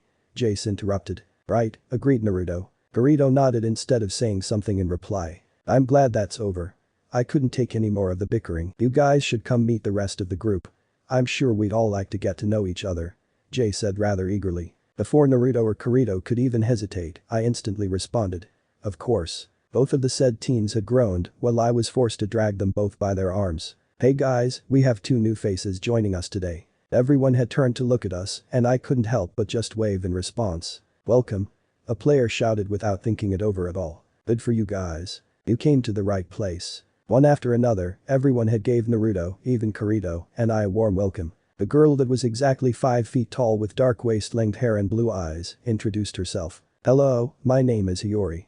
It's nice to meet you, Naruto-san, Asuna-chan, Kirito-san. It's nice to meet you too, I responded kindly. Likewise, Naruto replied. It's nice to meet you, said Kirito. Naruto, Kirito, and I were getting acquainted with everybody. It was surprising to see Naruto and Kirito actually want to talk to everyone and not stand off to the side all by themselves. Hey, you guys been hearing everyone talk about that player that is supposedly leagues above the rest of us? Jace asked out of nowhere. Yeah, they say he had also saved a girl from getting her innocence taken away by a bunch of lecherous perverts, Hiyori said, her voice sounding mad when she had mentioned lecherous and perverts. Naruto is being talked about everywhere. I just hope they don't find out it's him anytime soon. Asuna thought a bit fearful of having to avoid the whole server. I've also been trying to find this guy. I didn't think it was true at first, so I didn't bother asking around for his appearances. Besides, most people have only heard of his actions and haven't actually been there to witness it for themselves. If it's true though, I just hope this guy isn't on the bad side, said Kirito, with a look on his face that I've seen on many who have been stuck on a test problem. Naruto was completely quiet, probably hoping that he didn't have to participate in this particular conversation. Naruto, what do you think? Jace asked without warning. I think it's just an exaggeration. Do you guys really think that someone would be able to do all that? It all sounds like something out of a daydream to me, Naruto reasoned. Kirito narrowed his eyes suspiciously. You were quick to say that it wasn't true, Naruto. Perhaps you know something we don't. Everyone looked at him expectantly, and Naruto probably wasn't getting any more comfortable with his current predicament. Okay everyone, time's up. I hope you're all in parties and are prepared for today. We may or may not complete our objective today, but we will try our best, right? Yeah? Everyone shouted with determination in unison. Naruto let out a sigh of relief. Well, what do you guys say to the 5 of us partying? Sounds good to me, agreed Jace. Why not? Hiyori shrugged, accepting the invite. I'm always with you, Naruto-kun, Asuna said warmly. You'll need my help out there, Naruto-san, Kirito said. Naruto's whole body was shaking in frustration at Kirito's statement. You really should try something other than comedy, Kirito. Your jokes are just too serious, Naruto said, leaving, not waiting around for Kirito's reply. Naruto's party were right behind the battlefield controllers. But the sun setting, everyone would have to make haste. Rumor has it, the mini-boss is notorious for slaying players at night. So, Jace and Hiyori, you guys will be acting as backups for the 3 of us. If you think you see an opening, go for it. Your guys' job is to keep this party together. Naruto, Asuna, and I will be the main attack against any threats from behind. Got it? Jace nodded. Right, Hiyori responded. Kirito turned to Naruto and Asuna. So, we'll be the wall between the battlefield controllers and any threats. Be it player or monster, got it? Naruto raised his hand to interrupt. Kirito was about to give him an opportunity to answer if it was not for the fact that Naruto pointed at Kirito. Were you the leader? Asuna smacked her forehead with her palm, while Hiyori chuckled. Kirito stopped walking. If we were to follow your lead, what would you suggest we do? I'm open for anything that works. Naruto's expression showed that of realization kicking in and crossed his arms. Never mind, so we're the offense, right? Kirito nodded. Then, the whole front line stopped moving. Okay everyone. This is where it gets started. Soon the sun will be down and nightfall will hit, Shido announced. Just up ahead was the forest that could possibly lead to the boss dungeon, let's go. On either side of where the group of players stand were flat fields of grass coupled with swaying flowers. Other monsters were lurking around but were not within range that begins their attacking process. 10 minutes later Sword Art Online asked Swordland, switch. Kirito shouted. Roger. Naruto responded as he eliminated a storm wolf with a vertical sword skill. Once they were in the forest, packs of storm wolves swarmed in from all around like a typhoon. Jace was a mace user and Hiyori was a one-handed sword user. Ha! Jace shouted, charging a storm wolf that was about to cross the defensive line. He managed to take one out with a swing from his right straight to the skull. A bone-crushing experience for the mace user. Hiyori was no pushover. If her skill could be compared, she'd be Kirito's equal. She waited for a storm wolf that was approaching her until the very last 3 seconds. Once the wolf was 7 feet away, she performed a triple slash sword skill, draining it of all its health. Picture a group completely surrounded by storm wolves. Now add the rest of the mobs on floor 2. This is bad. There are super cobras, fire cheetahs, and tree trolls incoming. A player part of the battlefield controllers screamed. Naruto's eyes narrowed. Basically, they managed to clear most of the storm wolves, however, more monsters came in the same formation of a whirlpool. Switch Kasei Jyakutin Naruto asked. Ikuzo? Thought an eager Naruto. While Asuna had just finished off a fire cheetah, she noticed a bunch of blue polygons rising one by one. Naruto was down on one knee, with a line of monsters taken out in one shot with good ult jutsu. Asuna's eyes landed on his back, her eyes glowing as he looked exactly like how he had described his father. Just then, his body faded away and the next thing she knew, 4 fire cheetahs surrounding her also disappeared. Unbelievable. Everyone was watching Naruto completely solo every single mob. Then, they knew exactly who he was. It's him, Jace whispered in awe. Kirito's eyes widened in horror. Could he be? Naruto looked around. Well, what are you staring at? Hurry and defeat them. Everyone snapped out of their dazes and with new determination, continued to battle for survival. Rah! Naruto was standing in front of packs of storm wolf alphas, super cobras, tree trolls, everything. Taking out 10 shuriken he threw them, eliminating 10. Then, taking out his kunai, he jumped right in the middle of all the monsters so quickly. He performed a new dagger skill called Circular Bisector. He takes his dagger or sword and performs a circular slashing motion that extends outwards. More mana means a farther extension, and it cuts everything in half within that range of attack. Asuna decided to step her game up. She took her rapier out and performed the linear sword skill. She did this several times with many storm wolves, super cobras, fire cheetahs. Wow, they're really something else, Jace complimented in awe. Am I good enough yet? He thought, looking down. Just then, many monsters were surrounding him. Strengthening his will, he took on a fierce expression.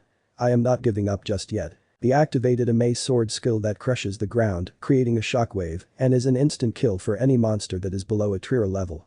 Range works the same way as Naruto's. A plethora of blue shards rose up into the sky like futuristic fireflies. Jace failed to notice the tree trolls that were closing in on him. This is bad.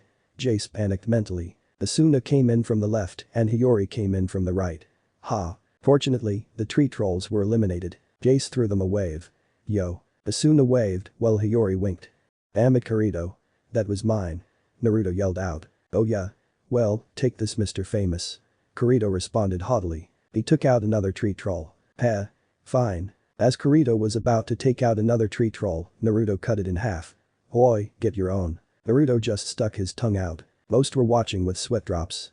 Are they really fighting at a time like this? Shido took a step forward.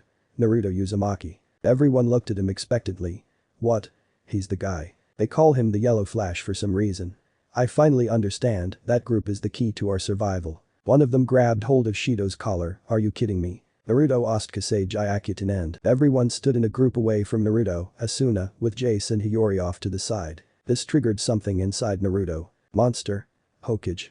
What a joke. Isn't he? Flashback to Konoha no Sato Hidden Leaf Village, Naruto Episode 1. Naruto asked sadness and sorrow. On the day of graduation, everyone had passed. Everyone but a single boy. Naruto Uzumaki had failed the academy graduation exam to become a genin. Everyone was celebrating, and life was good in their perspective. What about Naruto's? Sitting on the swing hanging from the tree, Naruto was ashamed and embarrassed. He had yet to become a shinobi. I'm a real ninja now, right? One of the graduates asked. Chuckling proudly, a parent congratulated his son on passing the exam. Congratulations on graduating. Mom is going to fix you something nice tonight. 2 women stood staring disgusted at the sight of Naruto. Hey, that kid is the kid. He was the only one who failed, one of them said rather hatefully. Serves him right. If he becomes a ninja, it's only going to cause trouble. Because he's really a. Hey, it's forbidden to say anything more than that. Why? Naruto thought depressed as he covered his eyes with his goggles. What an anomaly that kid is. Just take the title of shinobi away from him and he's just a monster. Flashback and Naruto asked continue sadness and sorrow. Everyone suddenly saw Naruto's past. No one knew how, but they did. Asuna was completely saddened. Was that Naruto? Kirito asked while staring at the ground in disbelief. I thought he was just some player looking to ruin everyone's lives, one of the players admitted. Asuna's tears trailed as she spun around. You idiots. Don't you know what you are doing? You're making him experience the same thing. Everyone had guilty expressions on their faces. Naruto, Kirito said, more guilty than the rest. All of their gazes landed on an empty space in front of them. He's gone, Jace mumbled. Running away from the group and slaying every mob he could was Naruto Uzumaki. The past is the past, I have overcome it. So, why? Why was I suddenly feeling like I did 5 years ago? Rumble, Naruto landed on a tree. No way. Someone had to teach those fools a life lesson, Shukaku stated. Naruto's mindscape. Ours Bijuu. Ah, your name was. It's Shukaku.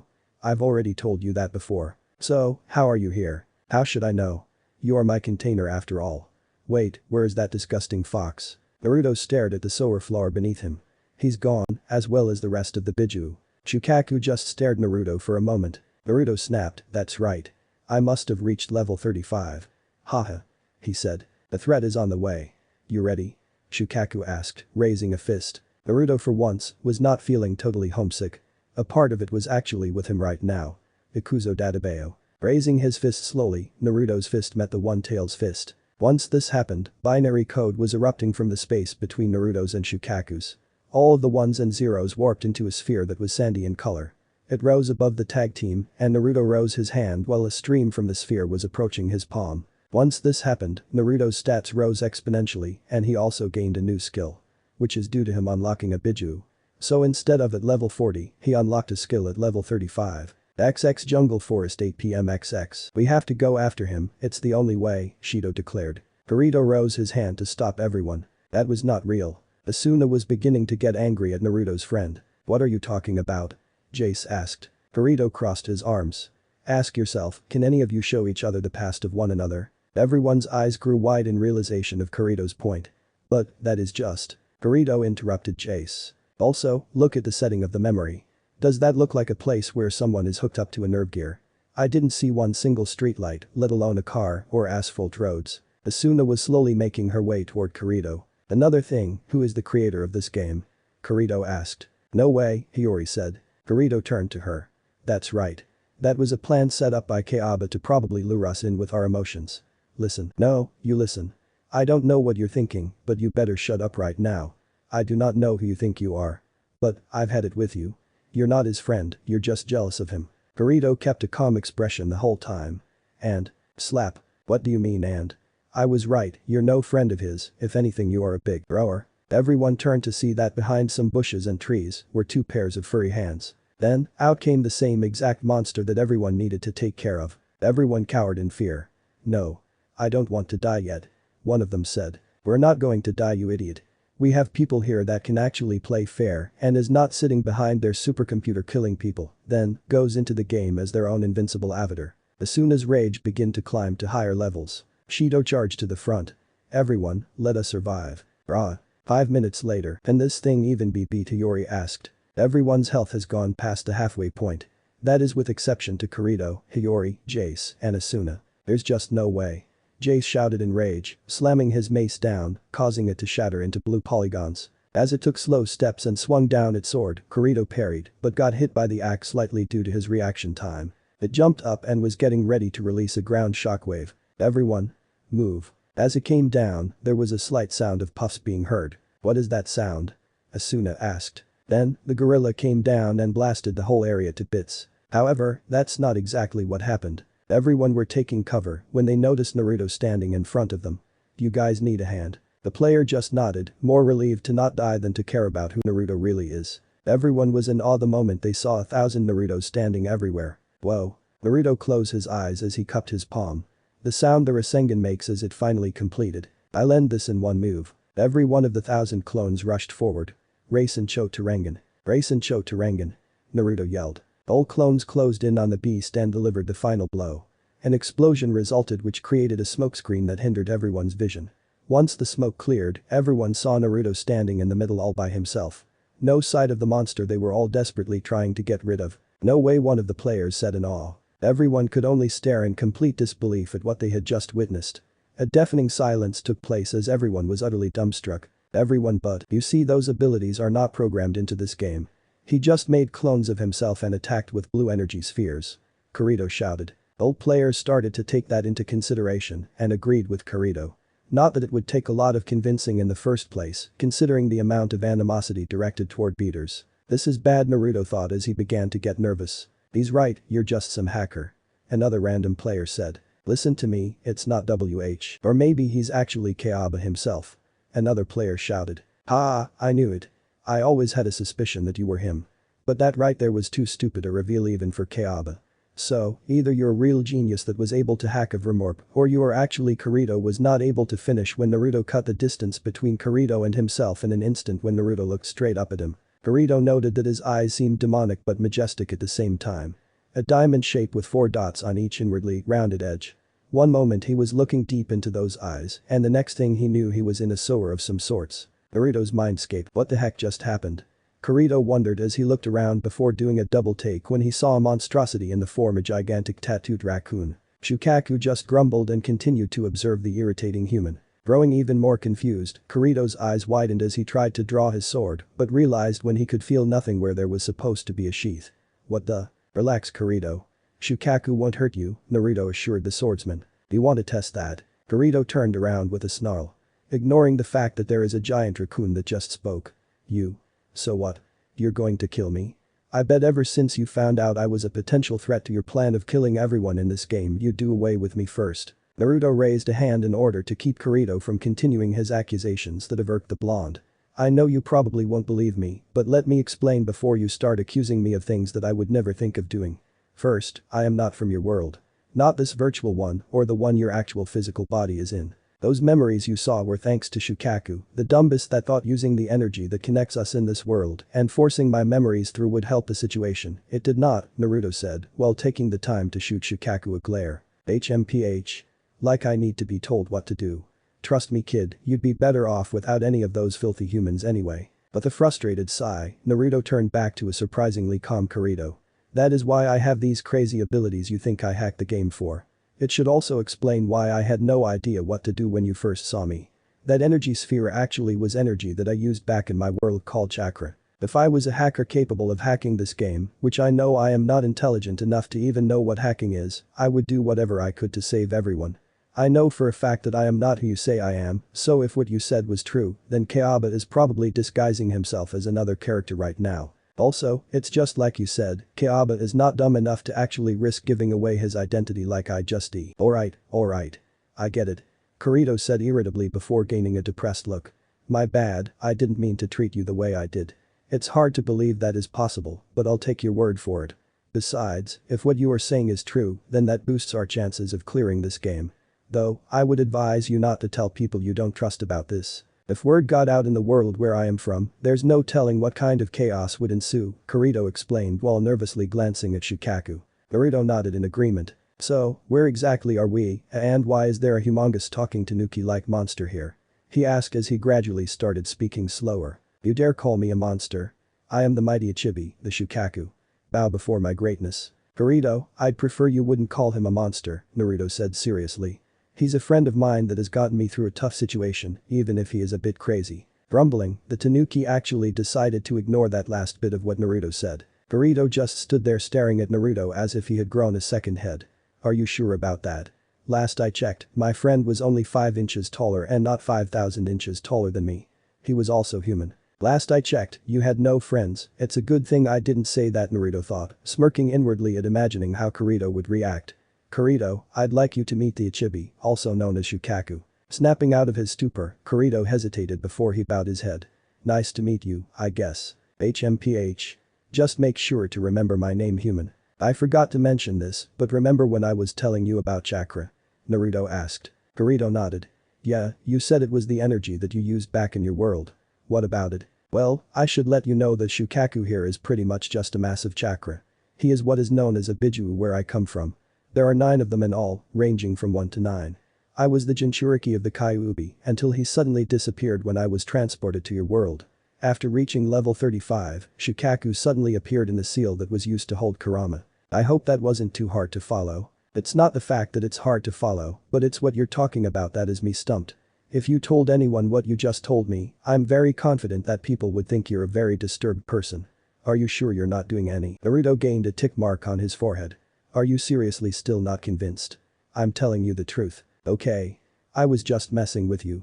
Basically, Bijuas are massive chakra beasts and you have one sealed inside of you, right? I originally had 9 Bijuas sealed inside of me due to having parts of their chakras given to me, but in the end I managed to seal all of them within me. Kirito's eyes widened at what he had just heard.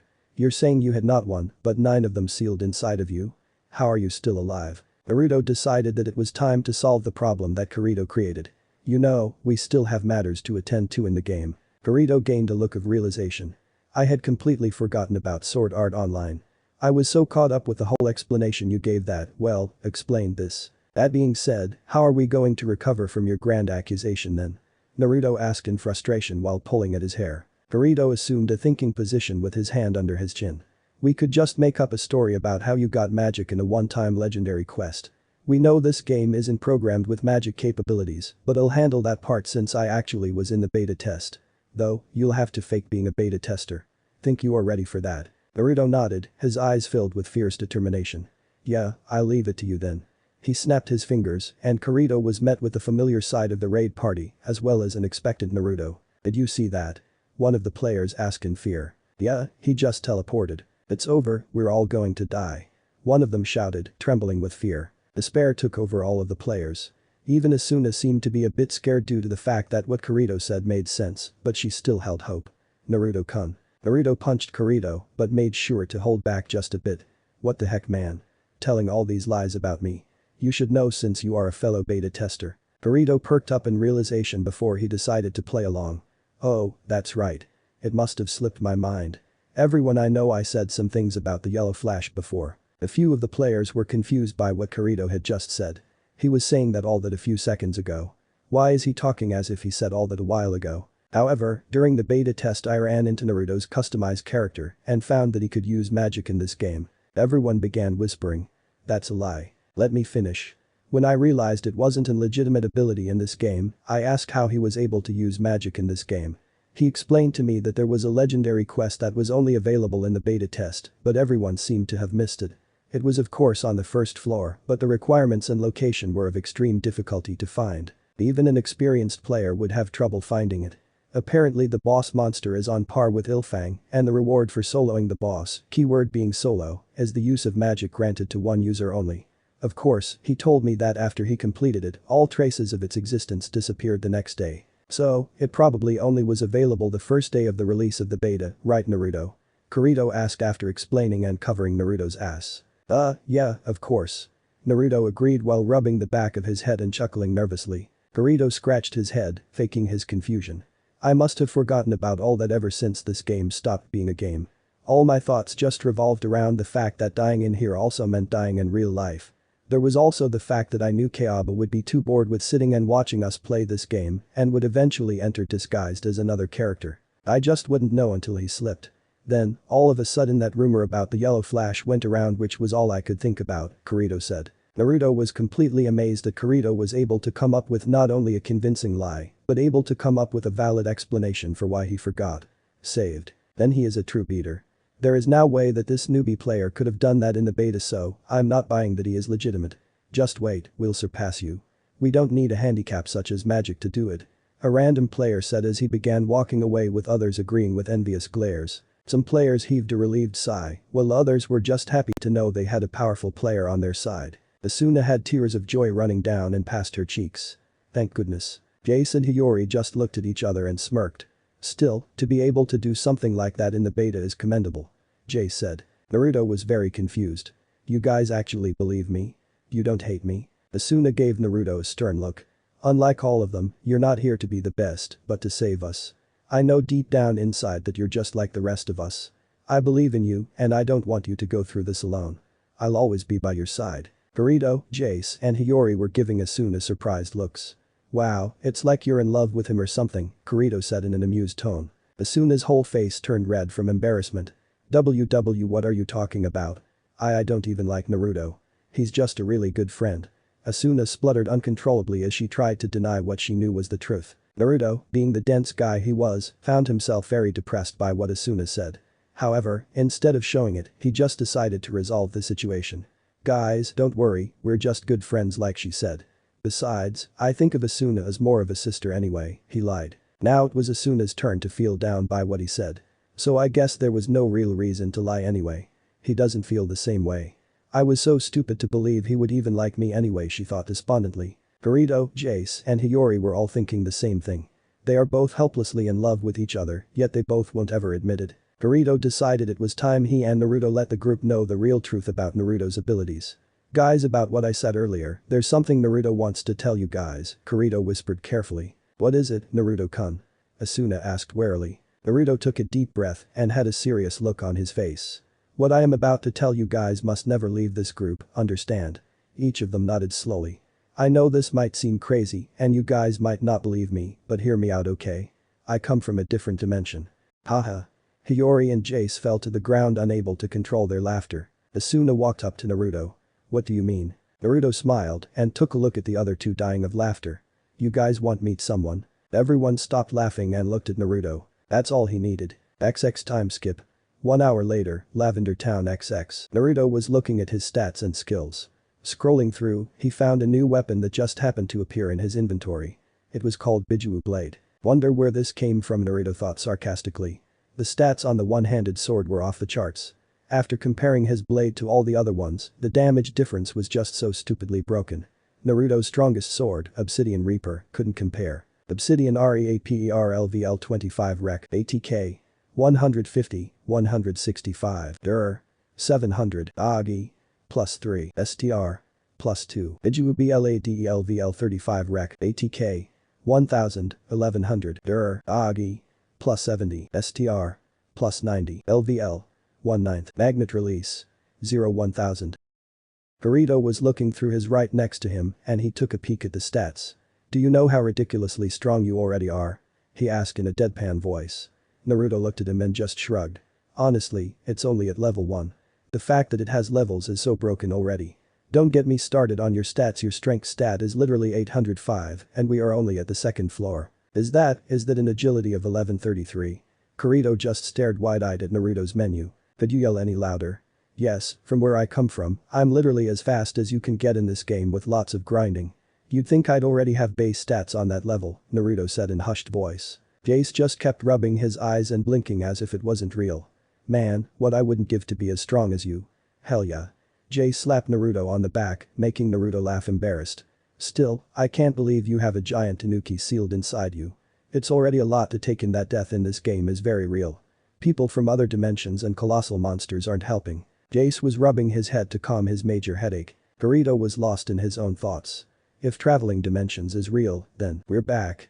Hiyori yelled, getting the guy's attention as she approached them with Asuna trailing behind. So, I take it that it went as planned? Naruto asked. Hiyori frowned while her shoulders slumped. There was equipment that didn't really live up to my expectations.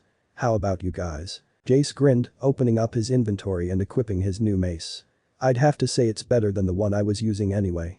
It'll most likely last me for the next few floors unless I find better. Closing his menu, Naruto stood up and stretched for no reason. Well, now that we got that monkey out of the way, let's all grind for a while longer so we're ready for the floor boss tomorrow. We've already got the location figured out, so it shouldn't be too hard to find. I'm sure you all want to finish up with some grinding. But how the battle seemed to be going, I doubt that you guys are satisfied with your current level of strength. Kirito shook his head.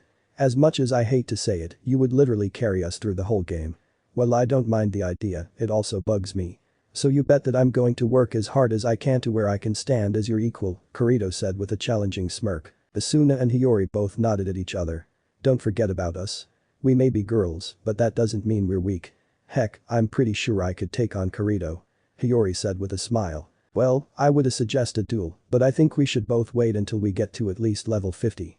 I think it's too early right now, but you'd better be ready in the future though. You scared Kirito? Kirito sighed. Trust me, you're not going to be pleased with the result. Hiyori huffed. You're too overconfident. Fine, let's have a contest to see who slay the most fire cheetahs. That works with me. Jace, Hiyori, and Naruto were just standing off to the side. Why do I feel like I'm not going to be able to level up tonight? Jace asked in a deadpan voice. Well, I just want to test out my sword tonight. XX time skip. 5 minutes later, Fierce Grasslands XX. Kirito finished off his 11th fire cheetah and was sprinting to the next. He looked to his left to see Hiyori doing as well as him. He defeated the next one with the sword skill Sonic Leap, however, he decided to test something out he had been trying to perfect in the beta. Using skill connect, he switched immediately to and charged up the sword skill horizontal arc and defeated 2 within seconds. However, he still felt as if he needed to perfect it, as it still takes some time before he can swiftly switch to the next skill as it took him a few seconds. Naruto had equipped his Bijuu blade and was now going to see how his magnet style would be implemented into his sword. A fire cheetah had approached him and he readied his sword and lunged for the cheetah.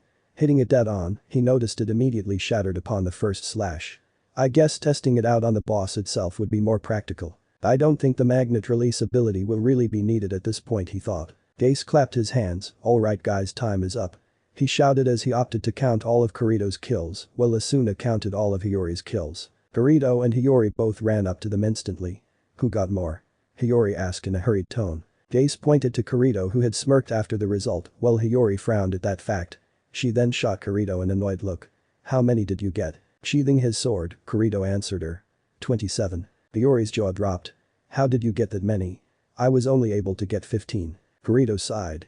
Well, now you have motivation to level up and possibly be strong enough to beat me, Kirito said. Although, if I hadn't been using skill connect, I probably would have only won by a few if that. Now, it's my turn, Kirito. Shouted Naruto with an eager tone. Kirito deadpanned. No way, I'd lose. Naruto frowned before nodding his head. Alright, let's just prepare for the boss. I think we should move deeper so that we can get more experience. Fire cheetahs aren't going to cut it in one night. Nodding, they all ran ahead of him, easily taking care of the remaining monsters and heading deeper into a forest. XX time skip. Next day, Dungeon XX. But still, only one hit. Naruto thought frustratedly. He had realized that in order to max out his magnet release ability on his sword, he needed to actually not one-hit something. He already knew what his magnet release did, but it probably won't be as effective if it doesn't max out, which is why he is irritated. It does make sense though, this sword is not even something any player can get in this game. I wonder what would happen when I unlock all 9 levels. Well, back to a boring fight while Naruto was only able to level up a couple of times since grinding last night, Kirito and the rest leveled up 4 or 5 times. Naruto just slashed the last Inferno Golem in his way without a care in the world and rushed to the door. Alright, let's go. Once they reached the door, they heard shouts and yells coming from behind, but sounded very faint. Well, why don't we hurry before we get antagonized again? Naruto suggested as he pushed the door with both. As they got inside, Naruto held his hand out. Eyes, if you don't mind, I'd like to test something out. Meanwhile, you guys take care of the smaller ones. Don't worry Kirito, you can have the last hit, Naruto said as Kirito laughed sheepishly before Hiyori stepped up. That's if he manages to get the last hit, Hiyori said while the others agreed. Kirito narrowed his eyes and said very slowly and with a very challenging tone. Okay. Naruto noticed that the boss, Volcanic Berserker Golem, was pretty much the same size as Ilfang, but looked as if it could burn you with a touch. Naruto, this boss introduces the next status ailment. If he hits you with his special attack, Molten Fist, you'll continuously take damage for 30 seconds. The boss's hand will glow a burning white and will pull it back when it activates this skill. Also when it gets to red, I believe that it will have this as a battle skill, except with all of its body will turn completely white and hitting it alone gives you the ailment. Naruto nodded giving his thanks. Thanks a lot Kirito. He charged the boss, zooming past the blazing golems, and hit the boss with a slash. Thankfully, the boss lost 2 bars of its health and a small bit of its 3rd bar. Now, the boss gained a stun status effect. Well then, I guess I should have expected something along those lines, Naruto said as he took the time to equip his Obsidian Reaper so that he could help in hurrying up with finishing the boss. Alright guys, let's finish this. Kirito was of course the first to charge in with the sword skill Vorpal Strike that managed to level down the 3rd health bar to half. Switch. Hiyori shouted as Kirito reluctantly stepped back. She slashed 3 times, then activated Horizontal Arc. Asuna called out a switch and charged in with the sword skill Flashing Penetrator. Last but not least, Jace charged in and with just a slam, he brought his mace right across the golem's face. Then, he activated a sword skill known Death Smasher that results in a lethal down strike that could stun the boss, which it did. The boss had finally reached its final bar. Well, I guess I'll start things off again, Naruto thought as he raised his blade and performed the sword skill Sharp Nail and depleted about 3/4 of its health, but he got burnt and is now taking damage. NGH. Naruto-kun. Asuna yelled in worry. Don't worry about me, just finish the boss off you guys. I'll be completely fine. Hiyori charged in with Horizontal Arc but fought back the pain as she was also burnt. Next was Asuna who activated Diagonal Sting, but Jace had pushed her to the side afterwards and had to take the full blunt of an extra powered Molten Fist. Jace. Hiyori yelled in fright as she rushed to his side as he was rapidly losing health. She gave him a potion and tried to heal, but the burn damage was doing more than the potion would recover. "This isn't good," she said in a panicked tone as she kept giving him all her potions. His health was still going down, however. Kirito turned back to the boss as he narrowly avoided a swipe of an arm and activated Vorpal Strike, and then seconds after he activated Vertical Arc. He finally parried the last attack, however he didn't expect molten lava to shoot out of the golem's mouth. He was horrified and confused as to why yet another attack was added in. Naruto rushed in and saved Kirito from instant death. "I'll finish it from here," Naruto said as he formed a shadow clone with a half-ram seal and jumped over the flow of lava that was in front of him before charging down to hit the boss and end things. The boss looked up and another blast of lava came towards Naruto's direction. However, Naruto formed another with a half-ram seal and jumped off that one as it took the hit. Then, as soon as he touched the ground he blasted off and thrusted his Rasengan forward. But it responded by attempting to punch Naruto. However, Naruto instantly reacted by leaning slightly to the right and grazing the arm with the Rasengan and dragging it across all the way to its upper chest. Rasengan. The boss shattered into blue polygons, and the last attack bonus was given to Naruto, which was a sword known as Volcanic Slicer, which was indeed his next main sword. He was also pleased that he leveled up to level 38 and almost to level 39. He instantly rushed to Jace's side and noticed his health bar was barely in the yellow and stopped dropping, which relieved them all, especially Hiyori. "So, I'm guessing that attack wasn't in the beta, right Kirito?" Kirito nodded. "From now on, every boss must have something different about them and I only made it to floor 8 in the beta. Of course you're all here and finished off the boss. Let me guess, Blondie here got the last attack bonus." The same player from yesterday asked as many players were formed from behind him. Ival had decided to show up today. "Now, let's not start something here. We're all in this together, right?" he said as he hoped everyone would agree. Most nodded, while a few were obviously not agreeing. "Give us the last attack bonus item." He was ignored, however, when they all just got up and proceeded to walk with Asuna glaring at him. "DCH, just you wait. Blondie, you better watch your back." Asuna was about to go back and make him regret those words when Naruto put a hand on her shoulder. "It's fine, let's just go Asuna-chan," Naruto said in a soothing and oddly sorrowful tone. Asuna just nodded and followed Naruto and the rest to floor 3. XX time skip. 6 months later, floor 73 Lunar Sanctum XX. Naruto was resting on a rooftop all by himself on floor 73. He had forgotten the last time he saw a player. More specifically, the last time he saw Asuna. Flashback. Floor 3, in at nighttime, Naruto had made sure he had been the only one up before he decided to make his move. Just as he was about to leave, Naruto heard a voice. "So, you're leaving, huh?" Kirito asked as he stood by the door. Naruto's shoulders slumped as he sighed. "Kirito, it's better this way. 1. I'm going to get as far as possible to the 100th floor as I possibly can, and before that I'll be back. So, I can meet Asuna in your world. I'm not sure how I'm going to do that though. But no matter what, I always find a way. So for now, let's take the heat off of you guys for a bit. Just tell Asuna that I will always love her. That even if she doesn't return my feelings or hates me, I'll always love her. You sure you want to do this?" Kirito asked. "I'm sure. Also remember that Kayaba is somewhere in this game. He won't show it anytime soon, but over time I have a feeling we'll know who it is. Well, until we meet again, Kirito." Kirito had a depressed look on his face. "Goodbye, Naruto." Flashback end. Naruto was now level 108 and was having no trouble soloing everything that came in his path. He knew that if he was able to achieve 6 paths mode, he could somehow achieve Sage mode. True, all he had to do was level up his chakra skill to max. Then he could learn Sage mode. Funny how a game dictated his power. There's no going back to the elemental nations, but I don't want to live my life stuck in this game or any game for that matter. If the game is cleared, I need to find a way to get out. Tipping up 10 feet into the air and landing on his feet, Naruto inhaled and exhaled deeply. He remembered how he had gotten every tailed beast he has with him so far. He also noted that more abilities came with the Bijuu blade. It was starting to get a little too easy for him and was so happy Kayaba was actually in the game so he wouldn't notice. I better head to boss dungeon. Bijuu blade, ATK. 2400, 2500, Agi. Plus 130, STR. Plus 190, LVL. 4/9. Magnet release. 243 1,000ths. High release. 689 1,000ths. Water release. 500 1,000ths. Lava release. 876 1,000ths. It's nothing close to the actual technique, but it's a start, Naruto thought as he had finished off a Lizardman Lord with his work in progress sword skill.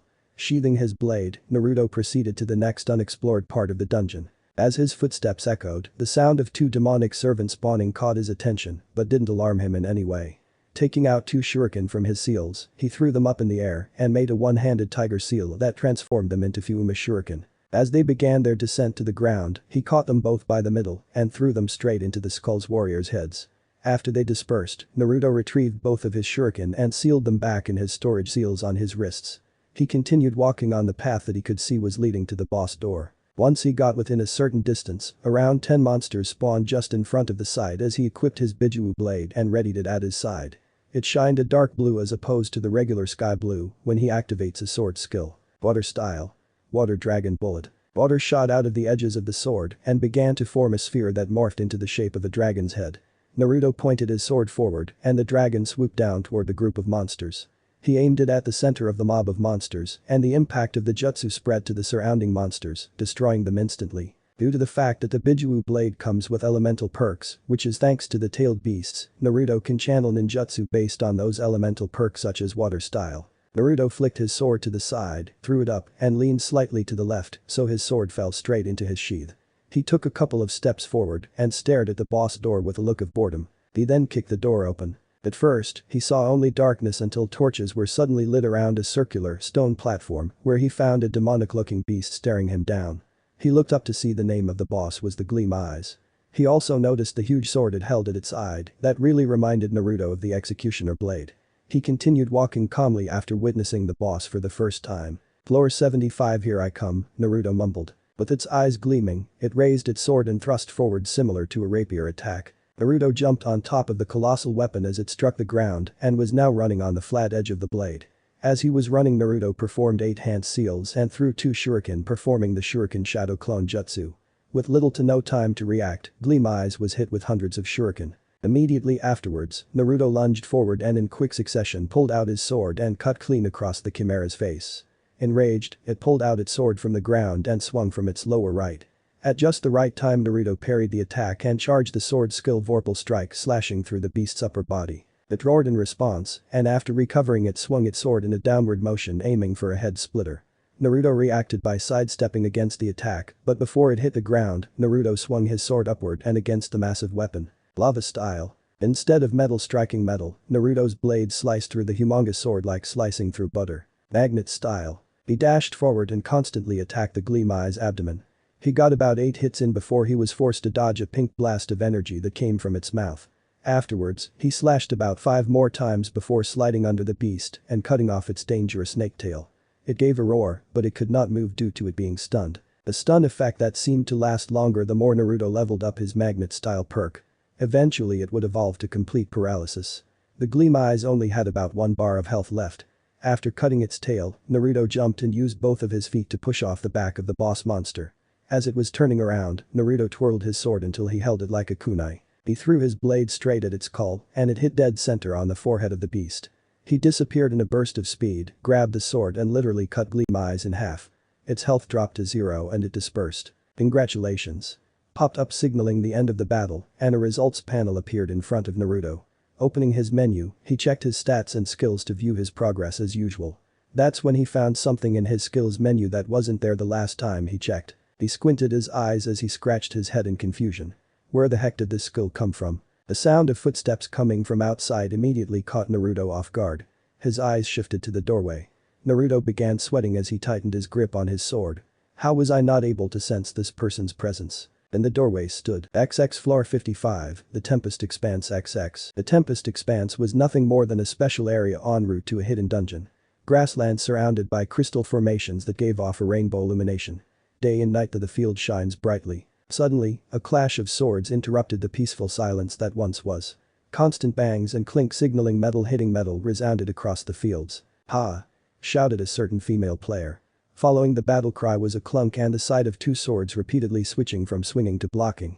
Eventually, both struck their last swing as both swords met in a battle for dominance. On the left side was Kirito, and on the right was Hiyori. Their weighted duel had finally commenced moments ago, and now each player was testing one another to see what action should be taken next. "Today is the day we finally decide who takes the lead. I've lost each of our races by less and less each time, and now it's time for you to taste defeat," Hiyori declared. Kirito smirked. "Of course. I'm always up for a challenge, and it seems you've gotten even better, Hiyori." Hiyori chuckled slightly. That was just a warm-up, Hiyori mumbled as she loosened her grip for an instant before using her full power to swipe Kirito's sword away, catching him by surprise. NGH. Kirito grunted. Hiyori aimed for a horizontal slash which Kirito was barely able to even keep track of. He blocked it, but his sword trembled slightly. Hiyori took advantage of that mistake. Now. Hiyori shouted as she swiped her sword up and caused Kirito to fall backwards with his sword out of his hand. What? Kirito whispered in shock. Taking her chance, Hiyori's sword glowed purple as she activated the sword skill vertical square, successfully getting in the 4 slashes, resulting in a square shape that eventually fades away. Ah! Kirito shouted as he was forced onto his back after that attack and launched a few feet away. Kirito's health was barely in the green, so he only had one more chance to either win this duel or finally take his loss. Quickly reaching for and picking up his sword, Kirito prepared for Hiyori's next attack, but what surprised him was that she was already coming at him, a sword skill he knew all too well. Vorpal strike. But then that means, Kirito thought in complete disbelief. That's right, you cheater. I managed to figure out how you always won, and now I'm going to use it against you. Hiyori thought with fire in her eyes. Realizing the situation he was in, Kirito miraculously brought up his sword to block. Hiyori was dumbfounded by how he was even able to react to that. However, this was no ordinary attack, and unfortunately Kirito would be on the losing end. Kirito suffered a knockback effect and had lost some health points due to that skill, which resulted in him dropping into the yellow. The pop-up display showing both Kirito and Hiyori's name, with Hiyori's name being highlighted orange. The duel was set as first strike mode, and winner was decided by who hit the yellow zone first. Both showing signs of exhaustion as they panted heavily. Sighing, Kirito closed his eyes as he stood up and made his way to Hiyori. He extended his hand out as a way of acknowledging her victory. I think you would actually figure out how Skill Connect works. Congratulations, Hiyori, Kirito said as he gave her a genuine smile. This surprised Hiyori as she saw a side of Kirito that he hasn't shown. Blushing slightly, she smiled and nodded back at him as a silent thanks. However. Ow. What was that for? Kirito yelped as Hiyori punched his shoulder. That's for cheating, cheater, Hiyori said as pouted and looked away with her eyes closed. Okay.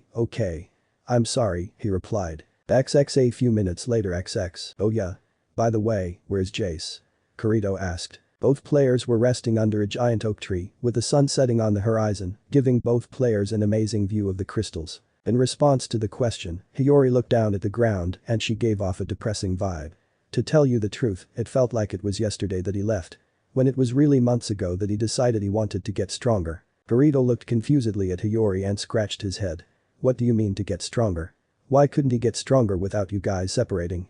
He asked. That's exactly it though. He felt as if he was dragging me down and that it would be better if he got stronger so that doesn't happen, she said, but suddenly hugged her legs and her expression took on an even deeper look of sadness.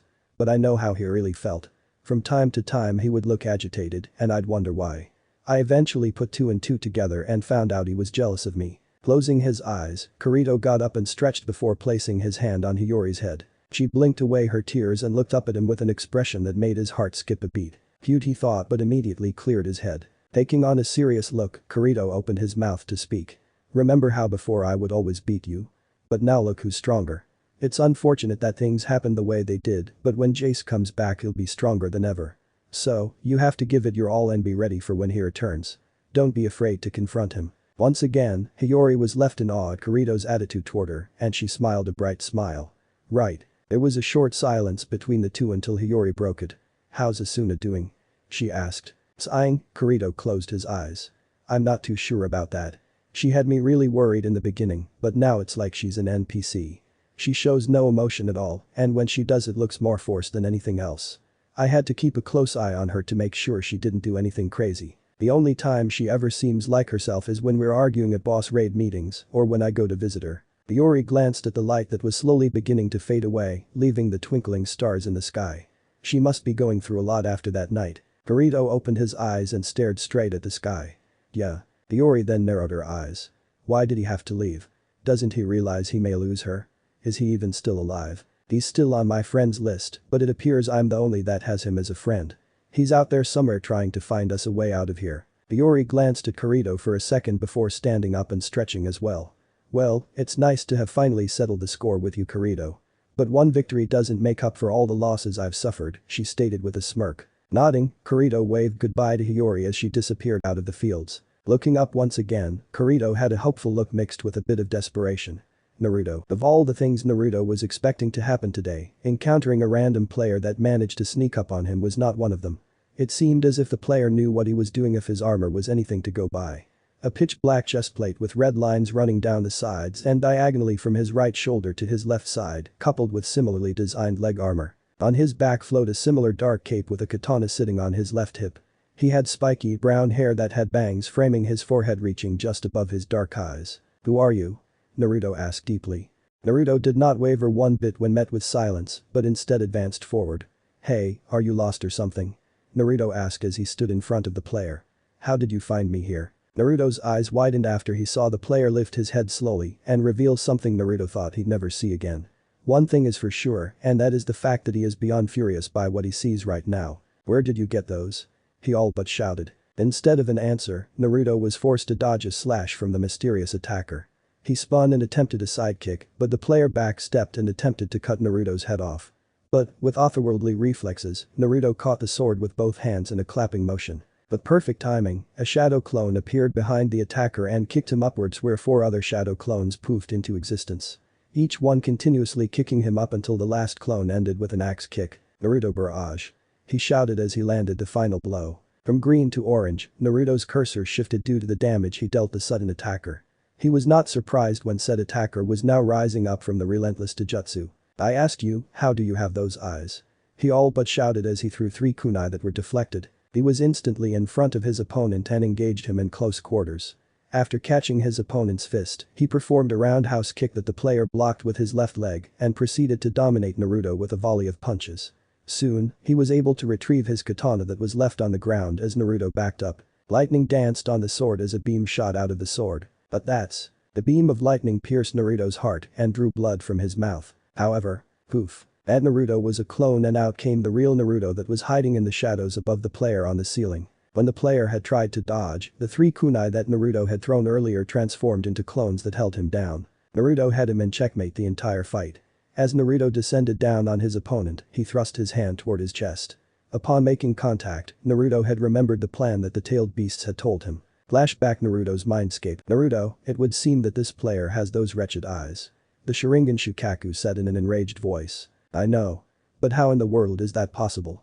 I am the only one who should be able to use the Sharingan after I master the yang half of old man's chakra.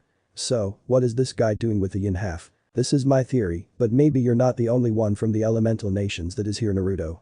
And while you can't sense it now, this player has an extremely small portion of the yin half of old man's chakra. How this is possible, I do not know," Sun explained after focusing on the player's power. "You know what you must do, Naruto," Isobu stated. "Yeah, I'm on it." Flashback end. Upon contact, the player screamed in agony as black energy was beginning to disperse out of the space in between his chest and Naruto's palm. Naruto had Sun's orange eyes as he drew upon the minuscule amount of chakra that the player had unknowingly been using. Once all of it was released and as it was absorbed by Naruto, the player mumbled something before passing out. "Ukai-ha." Naruto flinched and was wide-eyed upon hearing that name. "Oi.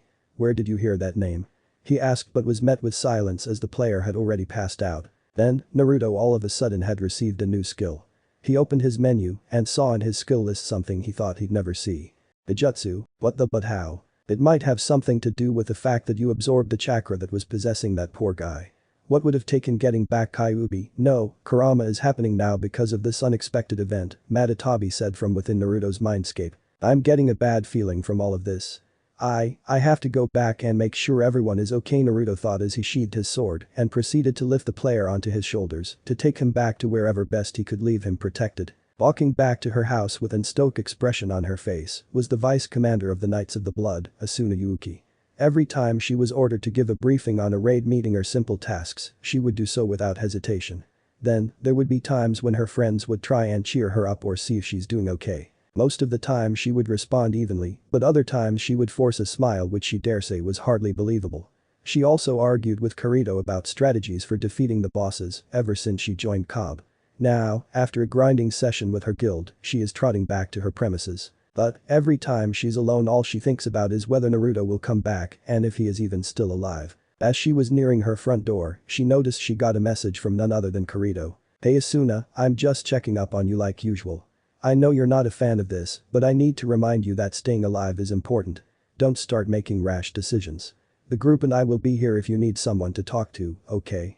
Good night. Kirito. Asuna closed her menu after she replied to Kirito with a thank you and proceeded to get herself ready for bed. However, almost always she would begin to bawl her eyes out thinking about Naruto the whole way through. She feels so helpless without him there with her. Then, she would continue on to cry herself to sleep. Ha! Asuna bellowed as she thrusted her rapier forward and ended the poor crystallized serpent that had crossed her path. Asuna currently stands at level 56 and has prioritized her agility over her strength skill. After last evening's events, she dragged herself out of bed and headed out to further her skills in the game. This is her usual routine unless she was scheduled to handle boss raid meetings, recruiting new members, or anything else that pertained to the guild. It wasn't that long ago that the commander had noticed her particular skill and had reached out to her to join the Knights of the Blood after the suffering loss of the 25th boss fight. "Well, what do we have here?" said a familiar voice. Asuna was brought out of her thoughts and turned around. "Commander." Asuna greeted as she bowed in respect. Heathcliff motioned for her to be at ease. Asuna returned to standing. "What are you doing here?" "Well, I was taking the time to enjoy the scenery until I saw you. I was not expecting to run into my vice commander." "I see you're training." Sliding her rapier in its scabbard on her left hip, Asuna nodded as she put her hands behind her back. "This is what I usually do every morning before we resume our duties. You know how it is, Commander Heathcliff." "Ah yes, still nothing, huh?" Asuna found the floor to be interesting to look at and proceeded to answer with her body language instead of responding with words. Sighing, Heathcliff walked forward and put a hand on her shoulder. "I'm sure he'll come around sometime. You just have to believe that he's out there and that he's fighting for not only your freedom but everyone trapped in this death game." Asuna nodded slightly. Stepping back and straightening out his posture, Heathcliff focused his attention on Asuna. "Do you know why I requested that you join the guild?" At the sudden question, Asuna gained a confused look as she raised her head to look at the man. "It wasn't just because of your skill, but because I could feel the desperation you were emanating in the way you fought. Yes, just like everyone else you fought to survive, but to survive till the day you would meet him again. You have something other than yourself to fight for, and that's what makes you truly strong." Asuna was left in awe at Heathcliff's words, and then she realized that just about sums up what she's fighting for. Heathcliff eyebrow rises as he chuckles. "I'll handle the agenda for the guild today. You should take today off." Asuna gave him a quizzical look. "But," Heathcliff cut her off, "no buts, that is an order from your commander," he said as he smiled. "Well, I'll see you tomorrow then. I need to get back to headquarters." Asuna was left slack-jawed at what she was just told. No one ever gets days off, and especially not now. So why is he?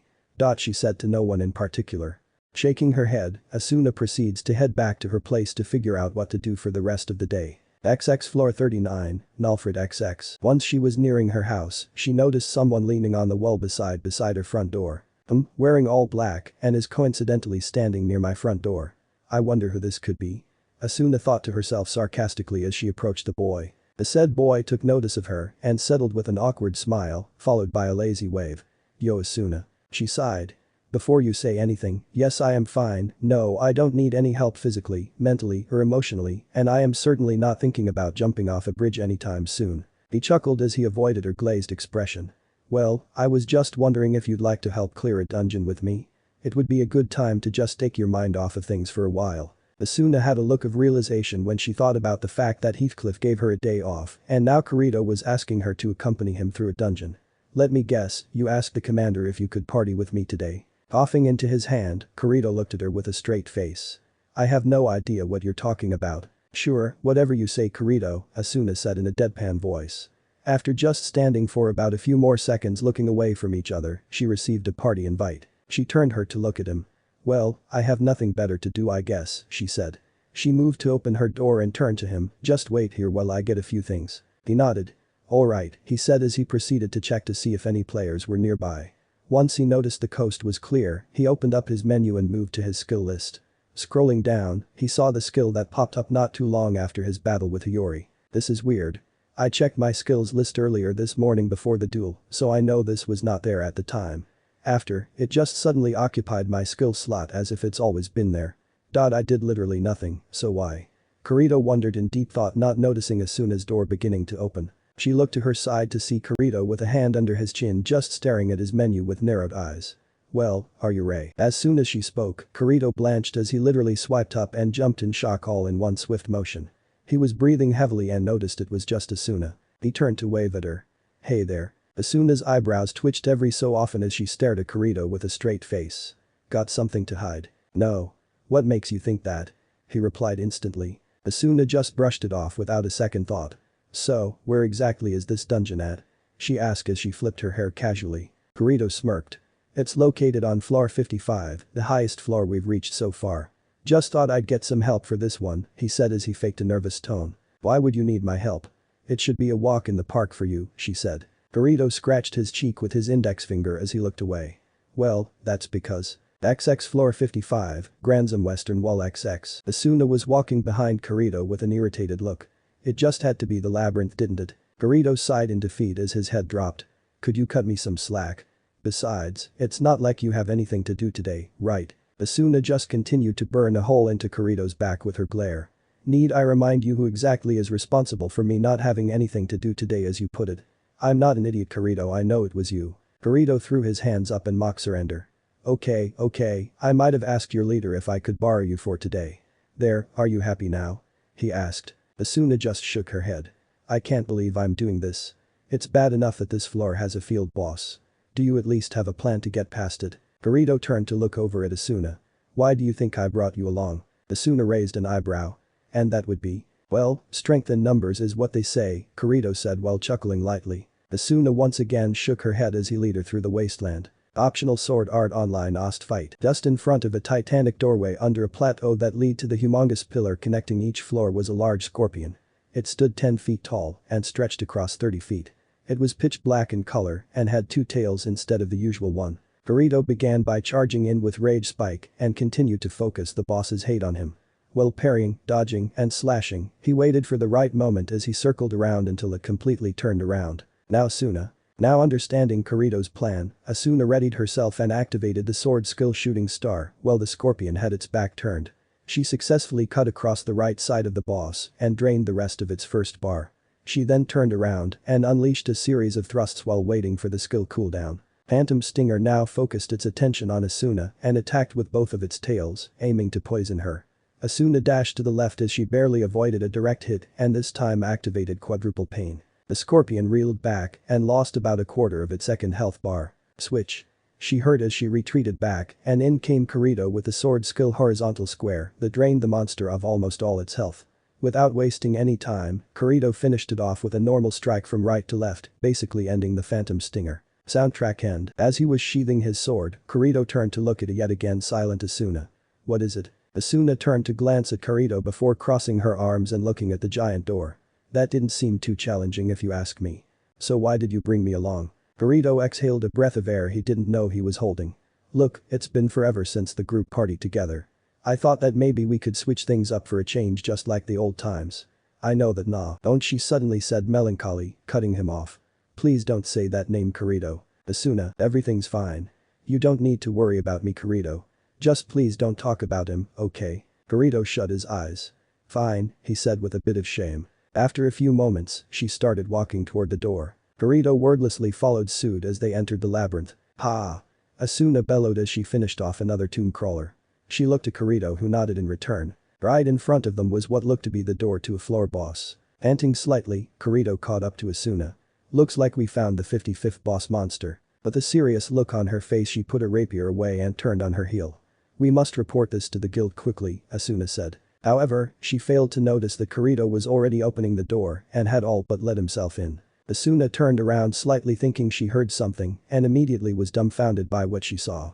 Are you crazy? What do you think you're doing? Kirito turned around standing in front of an empty doorway. It would be a good idea to get some info on the boss before we head back. I won't force you to come if you don't want to. Releasing a frustrated sigh, she rushed to Kirito as he turned back around and continued inside. Just try not to get killed, she said nervously. Yeah. She smacked him on the back. I'm serious. Their footsteps echoed as they cautiously continued forward. All of a sudden the room lit up but they saw no sign of the boss anywhere. That's to be expected. Floor bosses can only be defeated once after all, Asuna said. Kirito shook his head. If that were the case, then we would have already caught up to him by now. Asuna gave Kirito a quizzical look. What are you getting at? Kirito frowned as he started to piece everything together. The game has changed. You're right in that a floor boss cannot be defeated more than once, but then that would mean all the bosses we ended up having to fight starting from floor 10 shouldn't have respawned in the first place. Recognition dawned on her face as she took in what Kirito was saying. So instead of just advancing through the floors that have already been cleared, we have to go through them again anyway. It seems Kayaba has caught on and altered Sao's program in response to the floors being cleared at an alarmingly fast pace.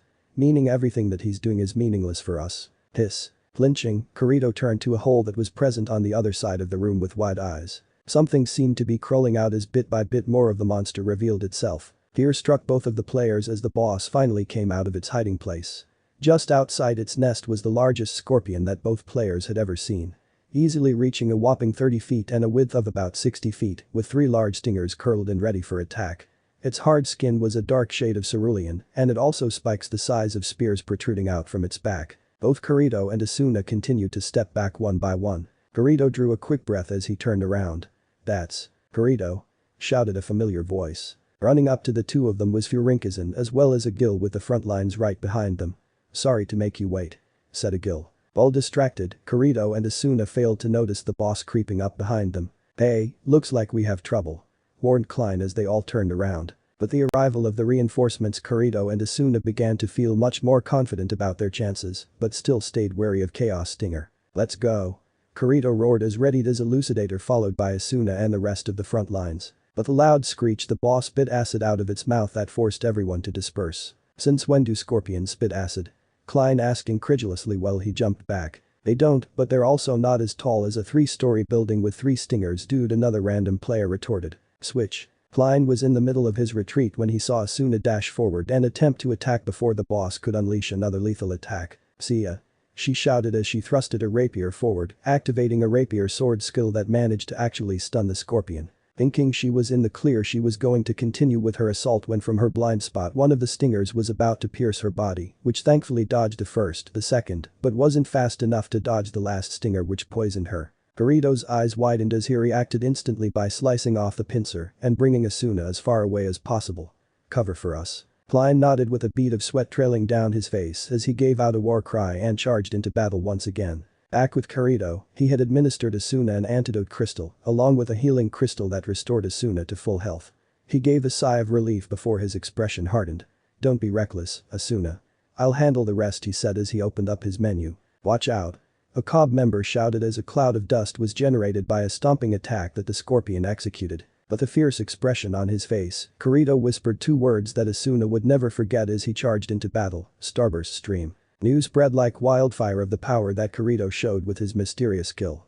Many were amazed while a few were ticked off about the whole ordeal and called Kirito names that should never be repeated to sensitive teenagers ever. Sitting at a random tavern surrounded by the friends he thought he'd never see again, as well as newcomers to the group. All around the table sat friends he had met along the way, as well as friends of those friends. From his left to his right sat Asuna, Hiyori, Jace, a girl named Lisbeth, a man named Agil, Klein, Argo, as well as Shinto and Diaval. Silence was present for a good 5 minutes now, as everyone was staring at Kirito with different expressions. The first to speak of course was Hiyori. "Cheater." Kirito gained an irritated expression. "As if I just happened to find this skill in my skill list, okay?" Hiyori kept her blank stare. "Liar." Kirito's left eyebrow twitched. "I am the last one you should be calling a cheater. We all know that nah." He stopped halfway when he noticed everyone wince at the mention of that name, especially Asuna. "Kirito, just tell us how you got that skill," Klein exclaimed, hoping to defuse the awkward situation. Rubbing the back of his head as he closed his eyes with a long sigh, Kirito said, "I honestly don't know the requirements. I just happened to find it in my skills list." Hiyori narrowed her eyes as she hummed an "I don't believe you" manner. "Sounds awfully convenient." Kirito slapped his forehead. "Well, that aside, it's been a while since we've all been together." "Well, it was nice meeting you too, Lisbeth," Agil. Agil gave a thumbs up while Lisbeth slightly nodded. "Now, Asuna and I would like to talk to you guys about what we found out today at the boss battle. It would seem that the game has changed." Walking with a smirk on his face, Naruto continued past the very tavern that Kirito and the group were residing in.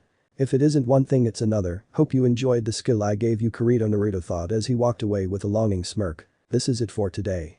To be continued."